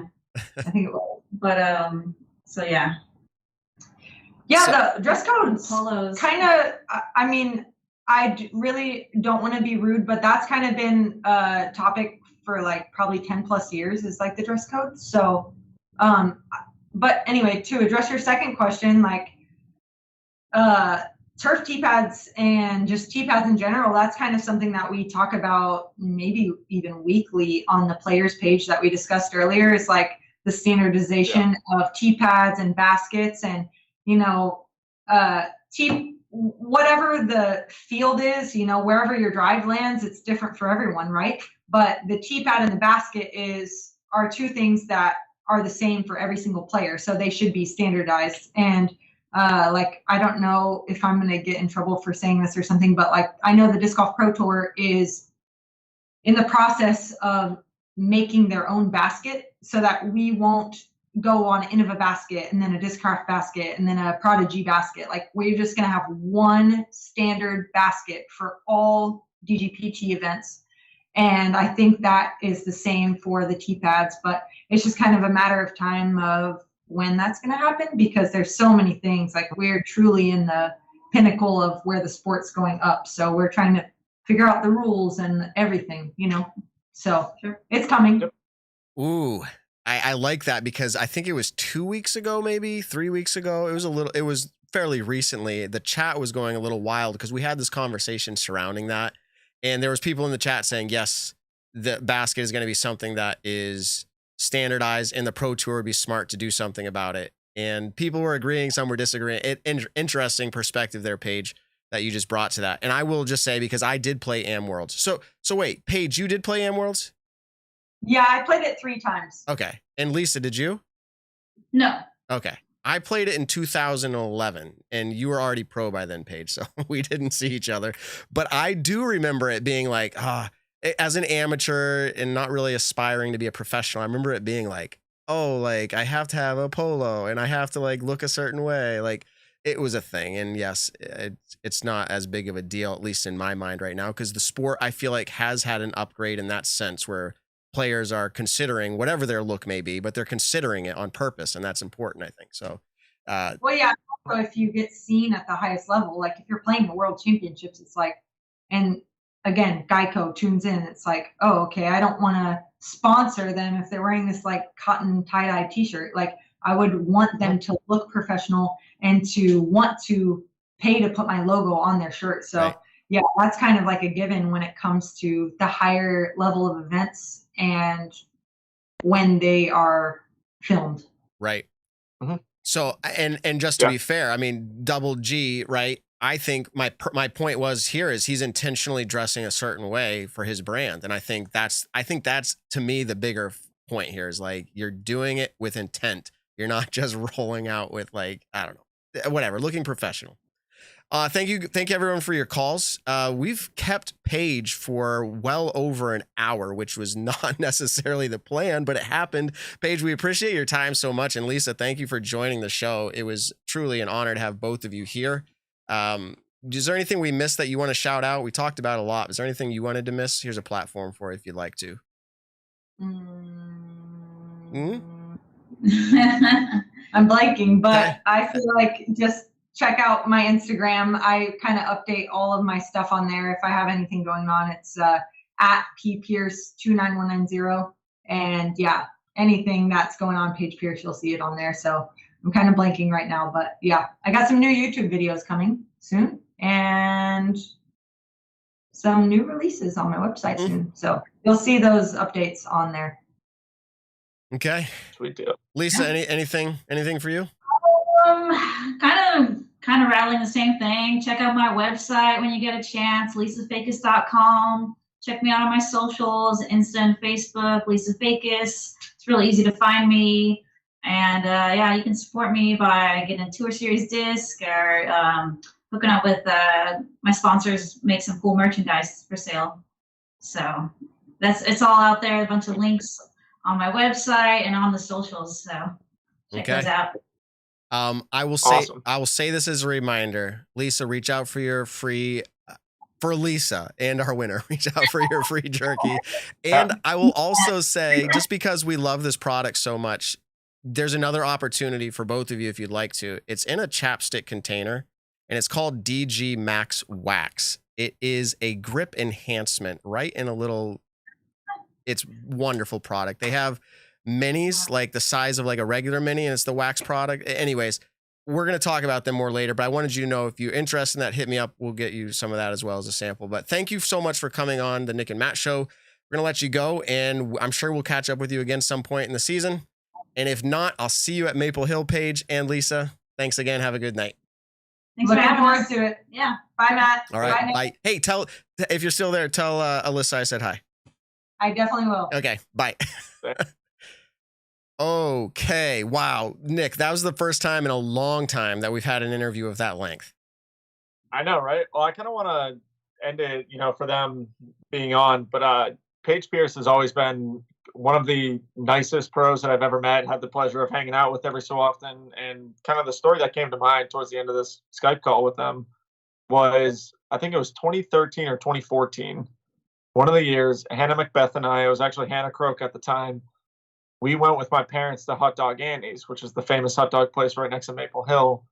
Right after the tournament was over, and a bunch of the top pros went to Hot Dog Annie's as well. And I think we had briefly said hi to Paige for a minute or two, had a quick conversation, but we saw Paige with a bunch of the other top FBO players at Hot Dog Annie's as well. And Paige was the first one who asked if me, Hannah, and my parents wanted to sit next to them. And the coolest thing, we were literally sitting next to Paige Pierce, who I'm pretty sure at the time had just won the Maple Hill Open. And it was pretty awesome. So she's always been super, super cool. I've always respected and appreciated Paige a lot. And I think she's doing cool things. And I love that she's on Discraft. I think that's just a great fit. Of course you do, Nick. Of course you do. Shout out to Discraft. Hey, I want to take another minute here to talk about this product. And I will say wow, look how clear that camera is. I don't know how it's coming through to you, Nick, but for those driving around, you can see. I'm showing you this product, the DG Max Wax. First of all, check it out, your retailer near you. If they don't have it, ask for it. Otherwise, go to dgmaxwax.com, pick a product up, use the code Nick and Matt, and you will get 10% off. You will get it shipped quickly, and you will not be disappointed. Evan, I don't know if you tried it yet, but the package is coming for us in studio that you're going to get to take one home. Are you looking forward to that? I am looking forward to that. Just grippy. Wait, hold up. Ben's all disappointed now. So no, I said for us in studio. I was saying we're all good. Let's go. There we go. Ben's pumped. I'm super excited to try this out. When it was a couple weeks back, just felt it with one of the discs here in studio. Like it just felt like a great amount of, it feels grippy, just like that extra enhancement, but it's not sticky. I was worried it was going to be sticky, and I'm like, I want my hands clean. But it doesn't feel that way at all. It feels grippy. I want to try it and actually try it on the course. So I am stoked. You're going to get to, I like it. More spin on the disc results in a longer, straighter flight. And I will say this is going to give you unparalleled confidence out there on the course to know that it's not going to slip out of your hand due to whether it's dry hands or even if it's raining. I've tried this in the rain and it worked well for me. The added grip, as I said, is going to allow you to spin the disc faster. The scent is called Citradelic. I'll say it again. Every time I pull it off, I take a smell. There you go. Yeah. It's wonderful. Nick, I don't know if you were on last show. Citradelic. It's a blend of pure essential oils designed to keep you calm and focused on the course. And it smells great. So it smells great. Yeah. And the biggest thing about it when I've been using it lately is it's not sticky enough to where you feel like you're going to grip lock your putters. Like that was my biggest thing when we got reached out by this company was, are my hands going to stick when I try to putt? Because throwing a driver is different than putting a putter, obviously, into a basket. And one of the biggest things was that it does not feel like I'm going to grip lock my putter. And that's been awesome about it. And it smells delicious. So I love it.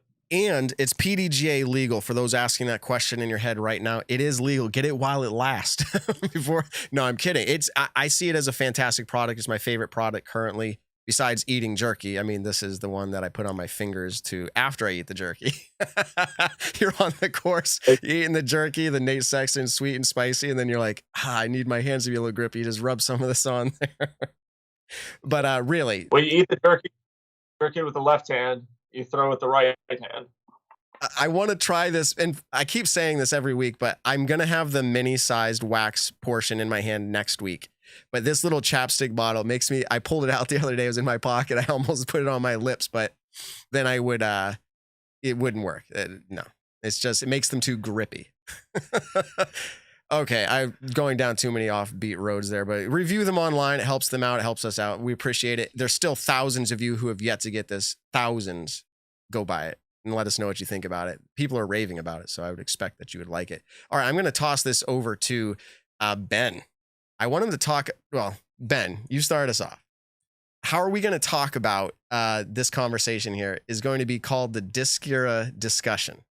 Can you give us the intro to Discura discussion? Just like a little bebop in the mic or something. Oh, boo, boo, boo. This is the Discura discussion. All right, there we go. Nick's laughing off screen. So, all right, Evan and Nick, I'm going to let you take this segment.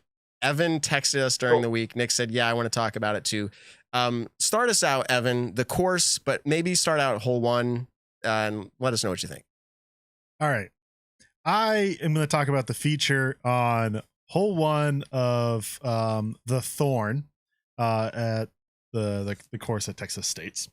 I want to start off in saying that whoever did the landscaping of this, what I'm dubbing the gravel cake, did a fantastic job. Like, it's very well put together from a landscaping perspective. I thought it looked cool, and from a presentable job of landscaping, A+. But I want to get into the point of, like, if that's a good feature for an elite level course, and is it, I think they made a really cool thing and may have taken it one step too far.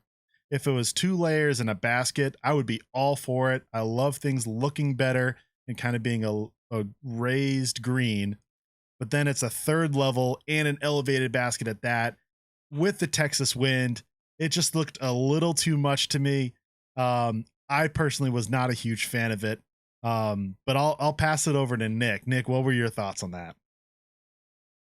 I mean, kind of actually very similar to what yours were. I thought it was a little bit too high. I do love the aesthetic look. If it was a little bit smaller, I will say one of the cool things about it was that it wasn't just a massive pole in the ground. You know, it wasn't an elevated basket. At least something was done to actually make it look really cool. A lot of hard work went into it. It wasn't just, oh, I put a 7-foot, 8-foot pole in the ground, 6-foot pole in the ground, whatever. It was actually done, very nicely. But like Evan just said, it was too high. And then the other thing was with the Texas wind, and this is all part of, professional disc golf, but you kind of look at it to where, what if one of the guys on the coverage just putts back and forth, keeps missing the putt, back and forth? It kind of looks crappy in a sense. I mean, I get it. They should have made the putt. A lot of what we do is we compare disc golf to golf. And I'm just curious, maybe there's a course out there that does this, but is there a professional event in golf where one of the greens is just super elevated with an uphill slant to it and the hole right in the middle, to where the player has to putt up that hill and hopefully stick it either on the landing or get it in the hole? I don't think there is a hole like that in golf. There very well could be. I hope someone corrects me if there is. So I think it was too high. So I didn't really care for it, but I do love the look of it. I like it being a natural elevated basket. There were a couple holes at Belton where a couple of the natural mounds I actually liked more than if it was just a pole in the ground and I was putting, or one of the Pro Tour boxes that elevates the basket. Like, I actually liked the natural look of it more. I just thought it was a little bit too high. And I'd be pretty annoyed throwing a disc, having it hyzer into that or whatever, and completely chunking my disc if I hit the rock part of it perfectly. But then someone's going to say, well, on any course you can hit a rock, and I get that, but that one's just kind of a little much. Also, it looked like it was really hard to, if you wanted to lay up on that 2nd or 3rd tier, it just looked a little too tight of a landing zone. I wasn't there watching it all day, and I didn't even get to watch that much of a coverage.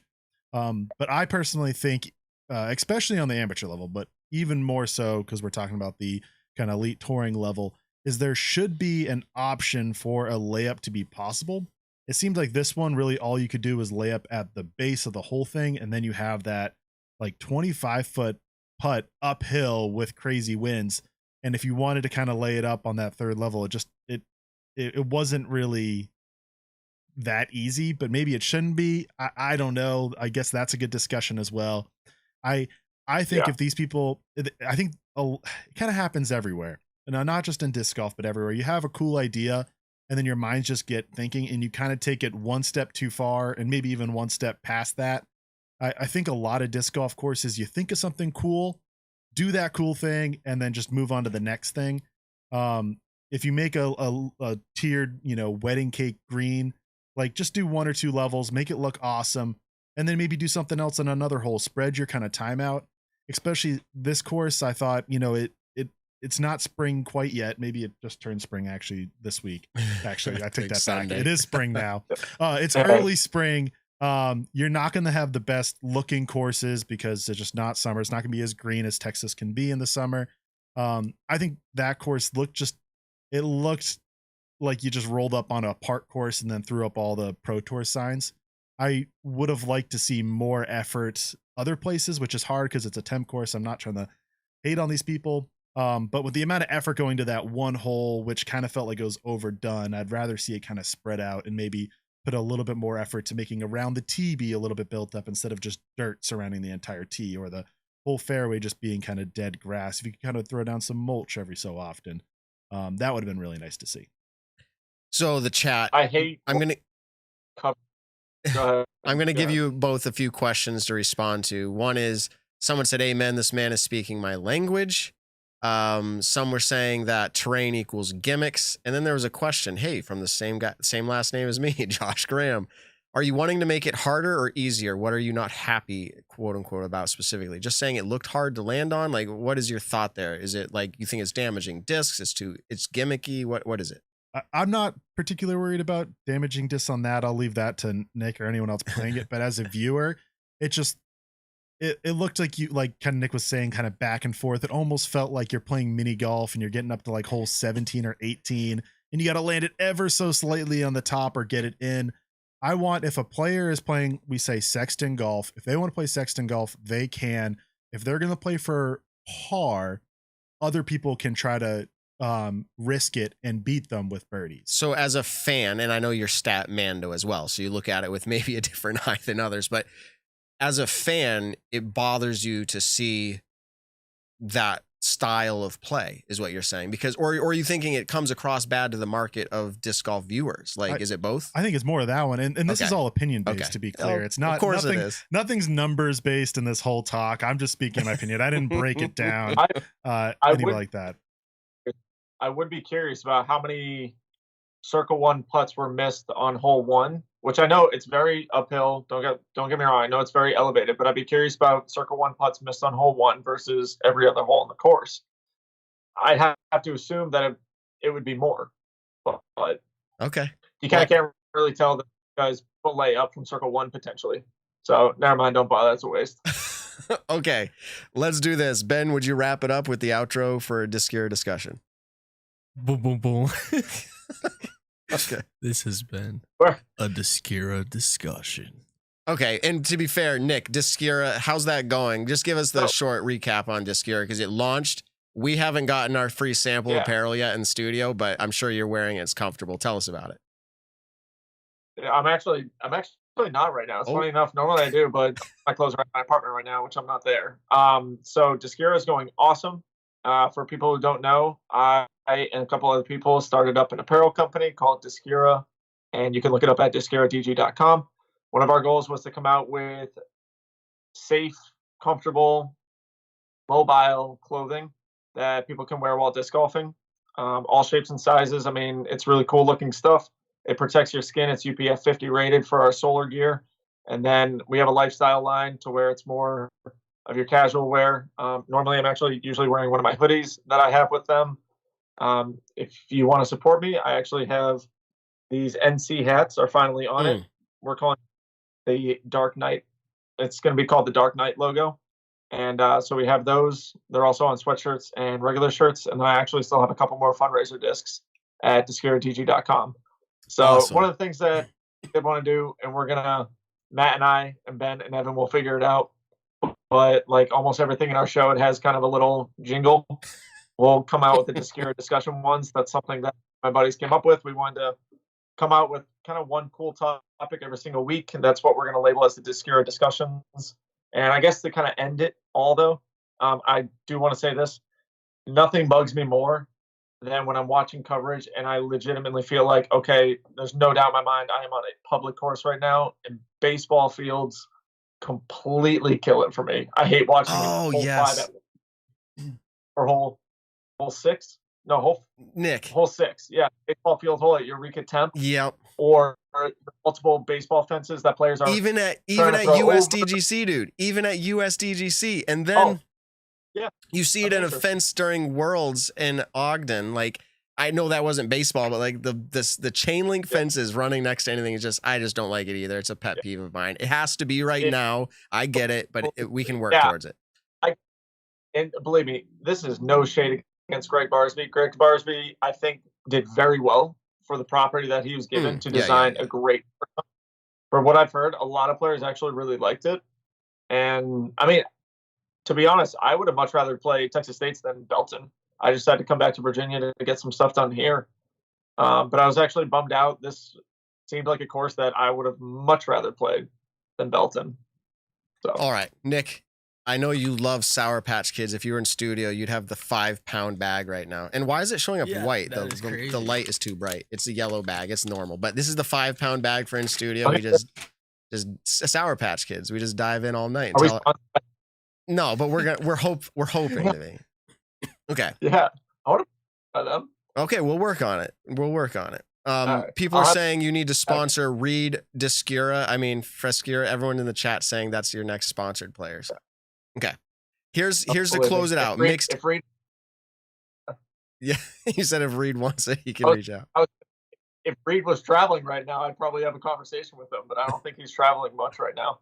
True. Okay. This is a mixed bag here on the way out of the show.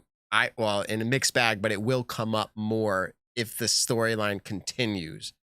Kona did place top 10. Okay. And that's an accomplishment for her. She posted about it today, and there's nothing you can take away from that. It's an accomplishment in FPO. It's an accomplishment in MPO, top 10. She didn't come out real strong. She had a great final round, was able to get to that top 10. Again, celebrate for sure. But Valerie Mandujano, same team. As far as we know, no blockbuster, FPO contract. Money wasn't announced. It wasn't necessarily hindsight, but it was definitely a second tier signing, right? I mean, she didn't get the helicopter ride. And I think with everything you knew in that time frame, like Dee did the right choice. But then you start having a storyline breakout where Valerie is like coming out like with all the shine, right? She's winning an event already. And as Evan said earlier, top 5 at the last, since August. Since August of last year, yep. So you start putting that all together and you're thinking, is Valerie just going to be eventually well, show me the money or I'm gone? Or is it's going to be weird in a way because Valerie will be getting a lot of spotlight and Dee will feel like they have to continue to put the spotlight on Kona because they paid for it. And Kona, here's the thing. I don't want to get into the bigger conversation. I'm just kind of giving you my take. Kona, they might have signed her up saying, hey, even if you don't win, you've got a great social following. You can sell this. You just say it. People buy it. Right? Maybe that's fine with Dee and they're willing to do this. But it's still going to be interesting. If Valerie continues to play way better, way more consistent, up near the top, and Kona continues to play 10 or worse. And I'm not saying she's a bad player. I'm trying to make this point that right now, just where it is right now, Kona, it's the numbers don't lie. So it'll be interesting if the story continues down this road. What will happen? What will be the storyline? What will media say? What will we say? That's all. I guess one last kind of cool story that pops off the top of my head right now is that since Dynamic Discs has become a disc manufacturer / disc retailer company, whatever you want to call them, Ricky is their first MPO player to win an Elite Series event. Now, people posted this stat, and I thought, wow, that's actually kind of insane. And I totally get it. That I would say that's true. And that's why I really wanted to emphasize, since they became a disc retailer, because I'm pretty sure back in the day they were an apparel sponsor, and I'm pretty sure Paul was sponsored by them in 2012. I'm not exactly sure how that partnership works, but I'm pretty sure it's since they've become a disc retailer or manufacturer. I don't know exactly because I guess manufacturer. I think you're pointing out the stat by PDGA Stats put on Twitter. It was the first Disc Golf Pro Tour Elite win, which Disc Golf Pro Tour started in 2016. Dynamic Disc was fully a disc manufacturer through Latitude at that point.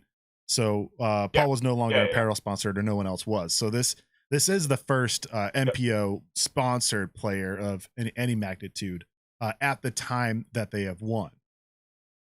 Okay, that makes good stats. We've come almost to the end, but we have a little bit here of mixed bag left again. Fun question, and this is like a lightning round kind of thing. Ben is involved, Evan's involved, Nick, myself. if we based our perception of how big or quality a disc golf brand or manufacturer, so we're going to say manufacturer, pick whatever manufacturer you want of discs, okay? If we were to base our perception of how good that manufacturer's discs were by how their sponsored players finished in events this year, who would be the manufacturers in the lead in your mind? Evan's like, whoa. So just purely based off of how the players are finishing this year, how quality must the discs be? So I would rate DD pretty high right now, like as the best discs out there, like with Valerie and Ricky. So what do you think, Evan? I still honestly, I mean, this isn't because I'm sponsored by them, but I think Discraft is still kind of like the number one in that. I mean, you got Paul winning Waco, and then you got Paige winning. Texas State's, and then if you guys know who makes DGA's plastic. Yeah, that was my, okay. That was my point as well. If you're talking about just like what are the best discs because of who makes them, I think I would go Discraft as well because you have two. No, I was saying Katrina. I was just trying to make a fun tie on like based off of how players are finishing this year, not really any quality. Well, it's like just straight up. I'm actually gonna look up all the elites here so far, but I'm just gonna say Drew Gibson throws a buzz pretty damn well. And I'm pretty sure he doesn't have a bag. True, and I would have given DGA. I would have given DGA the nod, but I guess interestingly enough, right now, like Discmania, I actually think very highly of that manufacturing brand, but based off of finishes this year. Unfortunately, I'd say they are the worst. Well, and this is based off of what I'm saying is if you base it off of finishes. Players aren't even playing right. What about Kyle Klein? I said they're top two. Okay, but where's Kyle Klein? Yeah. I mean, he hasn't performed exceptionally well, but at the same time, you're talking about one player. Simon made it out to an event. I didn't look into this. But if you take LVC out of it, which is obviously a huge if, and that's playing all these sorts of games. But if you take LVC out of it, has Kyle Klein been playing worse than Gannon Burr? Yes. Has he? I think their finishes have been about the same, haven't they? Yeah. You tell me, Statmando. I should look into this. I mean, what Burr did at LVC was obviously incredible, and just getting to a spot where you can be Gannon Burr 7th. Okay, he Texas State finished really well this past week, but he was in the 20s the week before, and Waco was about the same. And I'm scrolling down for Kyle Klein. He was 25th. 25th. I know Kyle well at Texas State, but I'm pretty sure he got 5th place at Belton, and I think he actually had a pretty good push at the end at Waco, but I could be wrong about that. I could be wrong about that one. Yeah, I'm just gonna have to like search it here. And yeah, if only there's a tool where you could view people going head to head. In a Gannon Burr was 25th. Gannon Burr was 25th. And my internet wasn't. And Kyle was 16th. Right now. This is, yeah, Matt, if only there was a tool where you could look at. Well, you were the one asking the question. If only Statmando was in the room controlling this computer. You have a computer. That's true. All right, we're gonna get in a fight off air in just a minute. I'm kidding. So that was gonna be one of my next questions, though. What's up with Hamas? What's up with Hamas? Any reactions to that? Like, I'm not looking for you to defend him. Just curious what you think. I'm gonna sit in the middle on this one and say, like, we've seen a lot of similar events. LVC kind of being its own, right? But then these 3 Texas events have all been kind of similar, where there's 4 to 9 woods holes, and then the rest are open with a kind of some wind, but kind of the same style. It's all been within this kind of Texas swing. We're seeing a lot of the same events, and it's just been such a slow start that disc golf is so much on momentum now with how deep the field is, where if you're just not on your game, like, you can kind of be hidden for a little bit. And that's not to say you'll be hidden for the entire season. You'll see chunks where someone's going to be really hot at this the beginning of the season. Someone's going to be hot by the end of the season. And I think as fans, we kind of have a lot of recency bias. I think you can kind of see that in last year, how Missy Gannon was the player of the year, mainly because she got hot at the end and just got in people's minds that she had such a great season. And I think Joel Freeman's another one, and he was talking about this in an interview. People were saying, oh, what a great season you had last year because his last few finishes were good. So we could be doing the same thing now where we're just saying someone had a good season because we remember them being hot or not to start the season. It's not enough time for me. I'm going to hold off on this one. Okay. And just to give it to people, 7th at Vegas, and then he was like 13th at Belton, but he was like 70th at Waco and 50th? Recently 50th or whatever. Or vice versa. But yeah, I agree with what you're saying. Just wanted your reaction. That was a good reaction. We hit 5,000 subscribers, everybody on YouTube, and it sounds funny to celebrate because we've been around a long time and we would have hit that, but we did move we moved our channel over to Foundation for a year. And so we're on the uptrend again. We appreciate all those subscriptions. We will do a giveaway. We're going to figure out what we want to give away, but we will do one for that. Thank you for that. Our friend over at Capital Disc, Nick, by the way. What? Huh? You were going to say Oh, something. So I got a giveaway idea. Okay. I'll throw in a Discura shirt, one of the nice lifestyle, one of the nice solar, whether it's a short sleeve, long sleeve, or a hoodie that the person who wins wants. I'll throw in one of those. We'll do something from Double G Craft Jerky and DG Max Wax. We'll just give them kind of our allotment. Our allotment. Yeah, okay. We can do that. And we just have to figure out how to do the giveaway. We'll let someone think that up. Okay. Our friend at Capital Discs, by the way, we've had them discussed on the show a few times. They're opening up registration this weekend. I thought I'd do a friendly shout out for them. They're adding $10,000 extra cash. It's not Silver Series. It's not affiliated with the Pro Tour, but I know Nick was tempted to go. He may still go, but anybody that's in the Northeast, you are going. Oh, 100%. Okay. Yeah. So anyone in the Northeast, it's opening up this Friday, I think. Yeah. He texted me today, Jeremy, and he was like, "Oh yeah, I talked to Matt. We'll talk about it on the show a little bit." And I was texting him back saying, "I don't want to talk about it. I don't want people knowing that it exists. I want to go try to win a bunch of money." Yeah. But okay. It sounds super awesome. I'm very excited for it. All right. And the chat just called us out because last week, Nick, when you weren't here, we talked about real quick what we thought about Maple Hill baskets in the auction.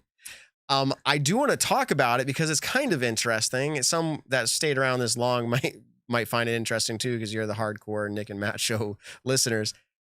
One of our takes, I think it was Ben and Evan and me agreeing they could go over 5,000 on hole 16 or more. Okay. Yeah, you guys were talking about $6,000, $7,000, $10,000. Yes. And like there's another take I got to bring up too before we go. But yes, I actually sat through the whole auction and I analyzed every detail of it. First of all, it was not promoted well. So I think just like any auction, like real auctions, okay, that take place in the world for like really spectacular things, they notify the audience that they want to bid on it, that this is going to be here at this time, so you bid on it. I don't think the right buyers were in this auction because it was done on a Saturday at noon. Correct. And it wasn't really advertised, really. So only the people who wanted it knew about it. Yep. Like the few, like someone said, "Hey, Kevin Jones, you want to be in there and get this?"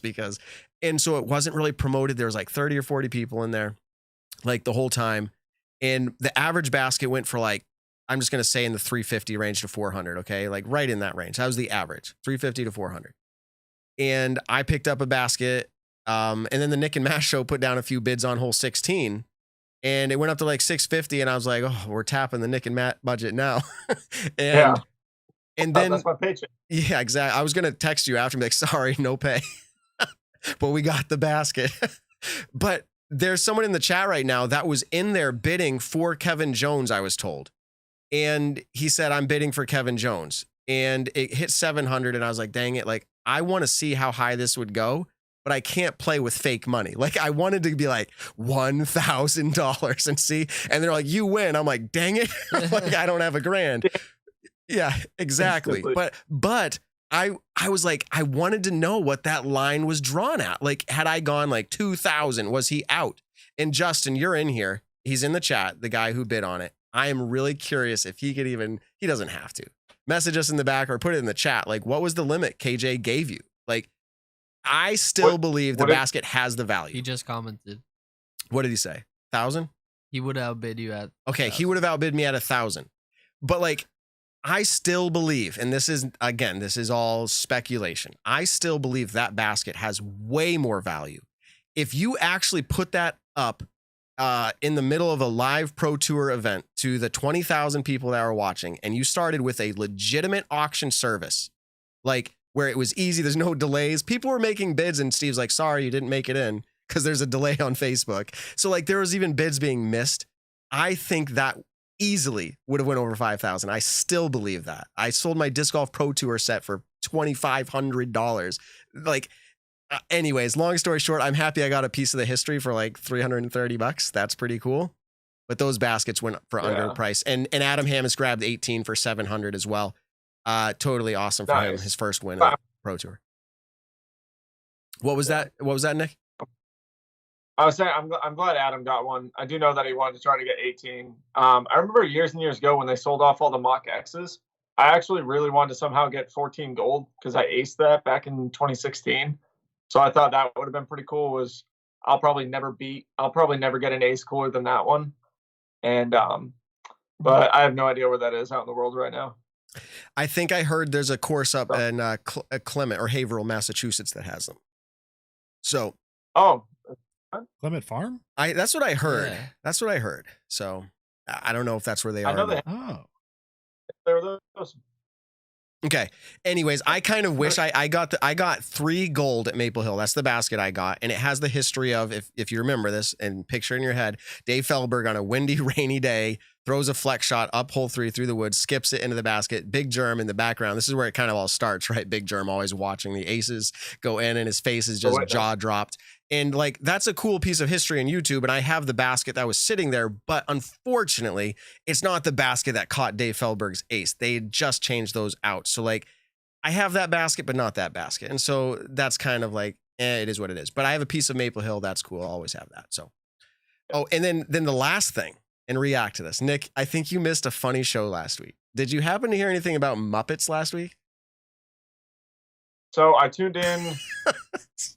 Let's see. I tuned in for I think actually almost up until you guys ended. Okay. I don't remember exactly what you said, but I'm nothing pretty sure about I stayed on Muppets. Oh yeah, when you called Calvin a Muppet. Yeah. Yeah. I remember that. Okay, so react. Did he? So I'm sitting there. Hold on. Let me react to just how I was reacting in my car. Okay. When I was listening to this conversation. Of course, I couldn't call in again. I couldn't text you quick enough.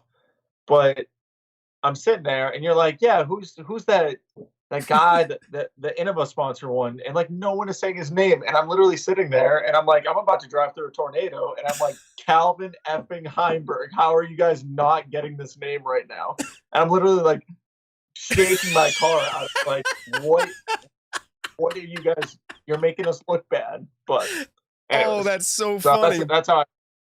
That's so funny because I was looking at Evan with like, please help me. Like, I know who he is. See, like, I think I was just overthinking it too, because how could you forget who Calvin Heimberg was? But I don't know. We all go through it. What was that, Nick? I'm pretty sure it was when Chris Dickerson was on as well. Yes. And like, he was like, what the hell are you guys talking about? He was. And he's like, he goes, I think you're talking about Calvin. Yeah. And so here's the thing. I said then, and I'll say it again. I meant zero offense. I was not trying to talk about his appearance more than like, please help me. I'm trying to remember who this is. And that's the only thing that like unique, not that he's a Muppet, but like his hair. That's what I was thinking, like his hair. And then he comes into this event and it's shaved off. I'm like, did he hear the show? Was he offended? I don't know.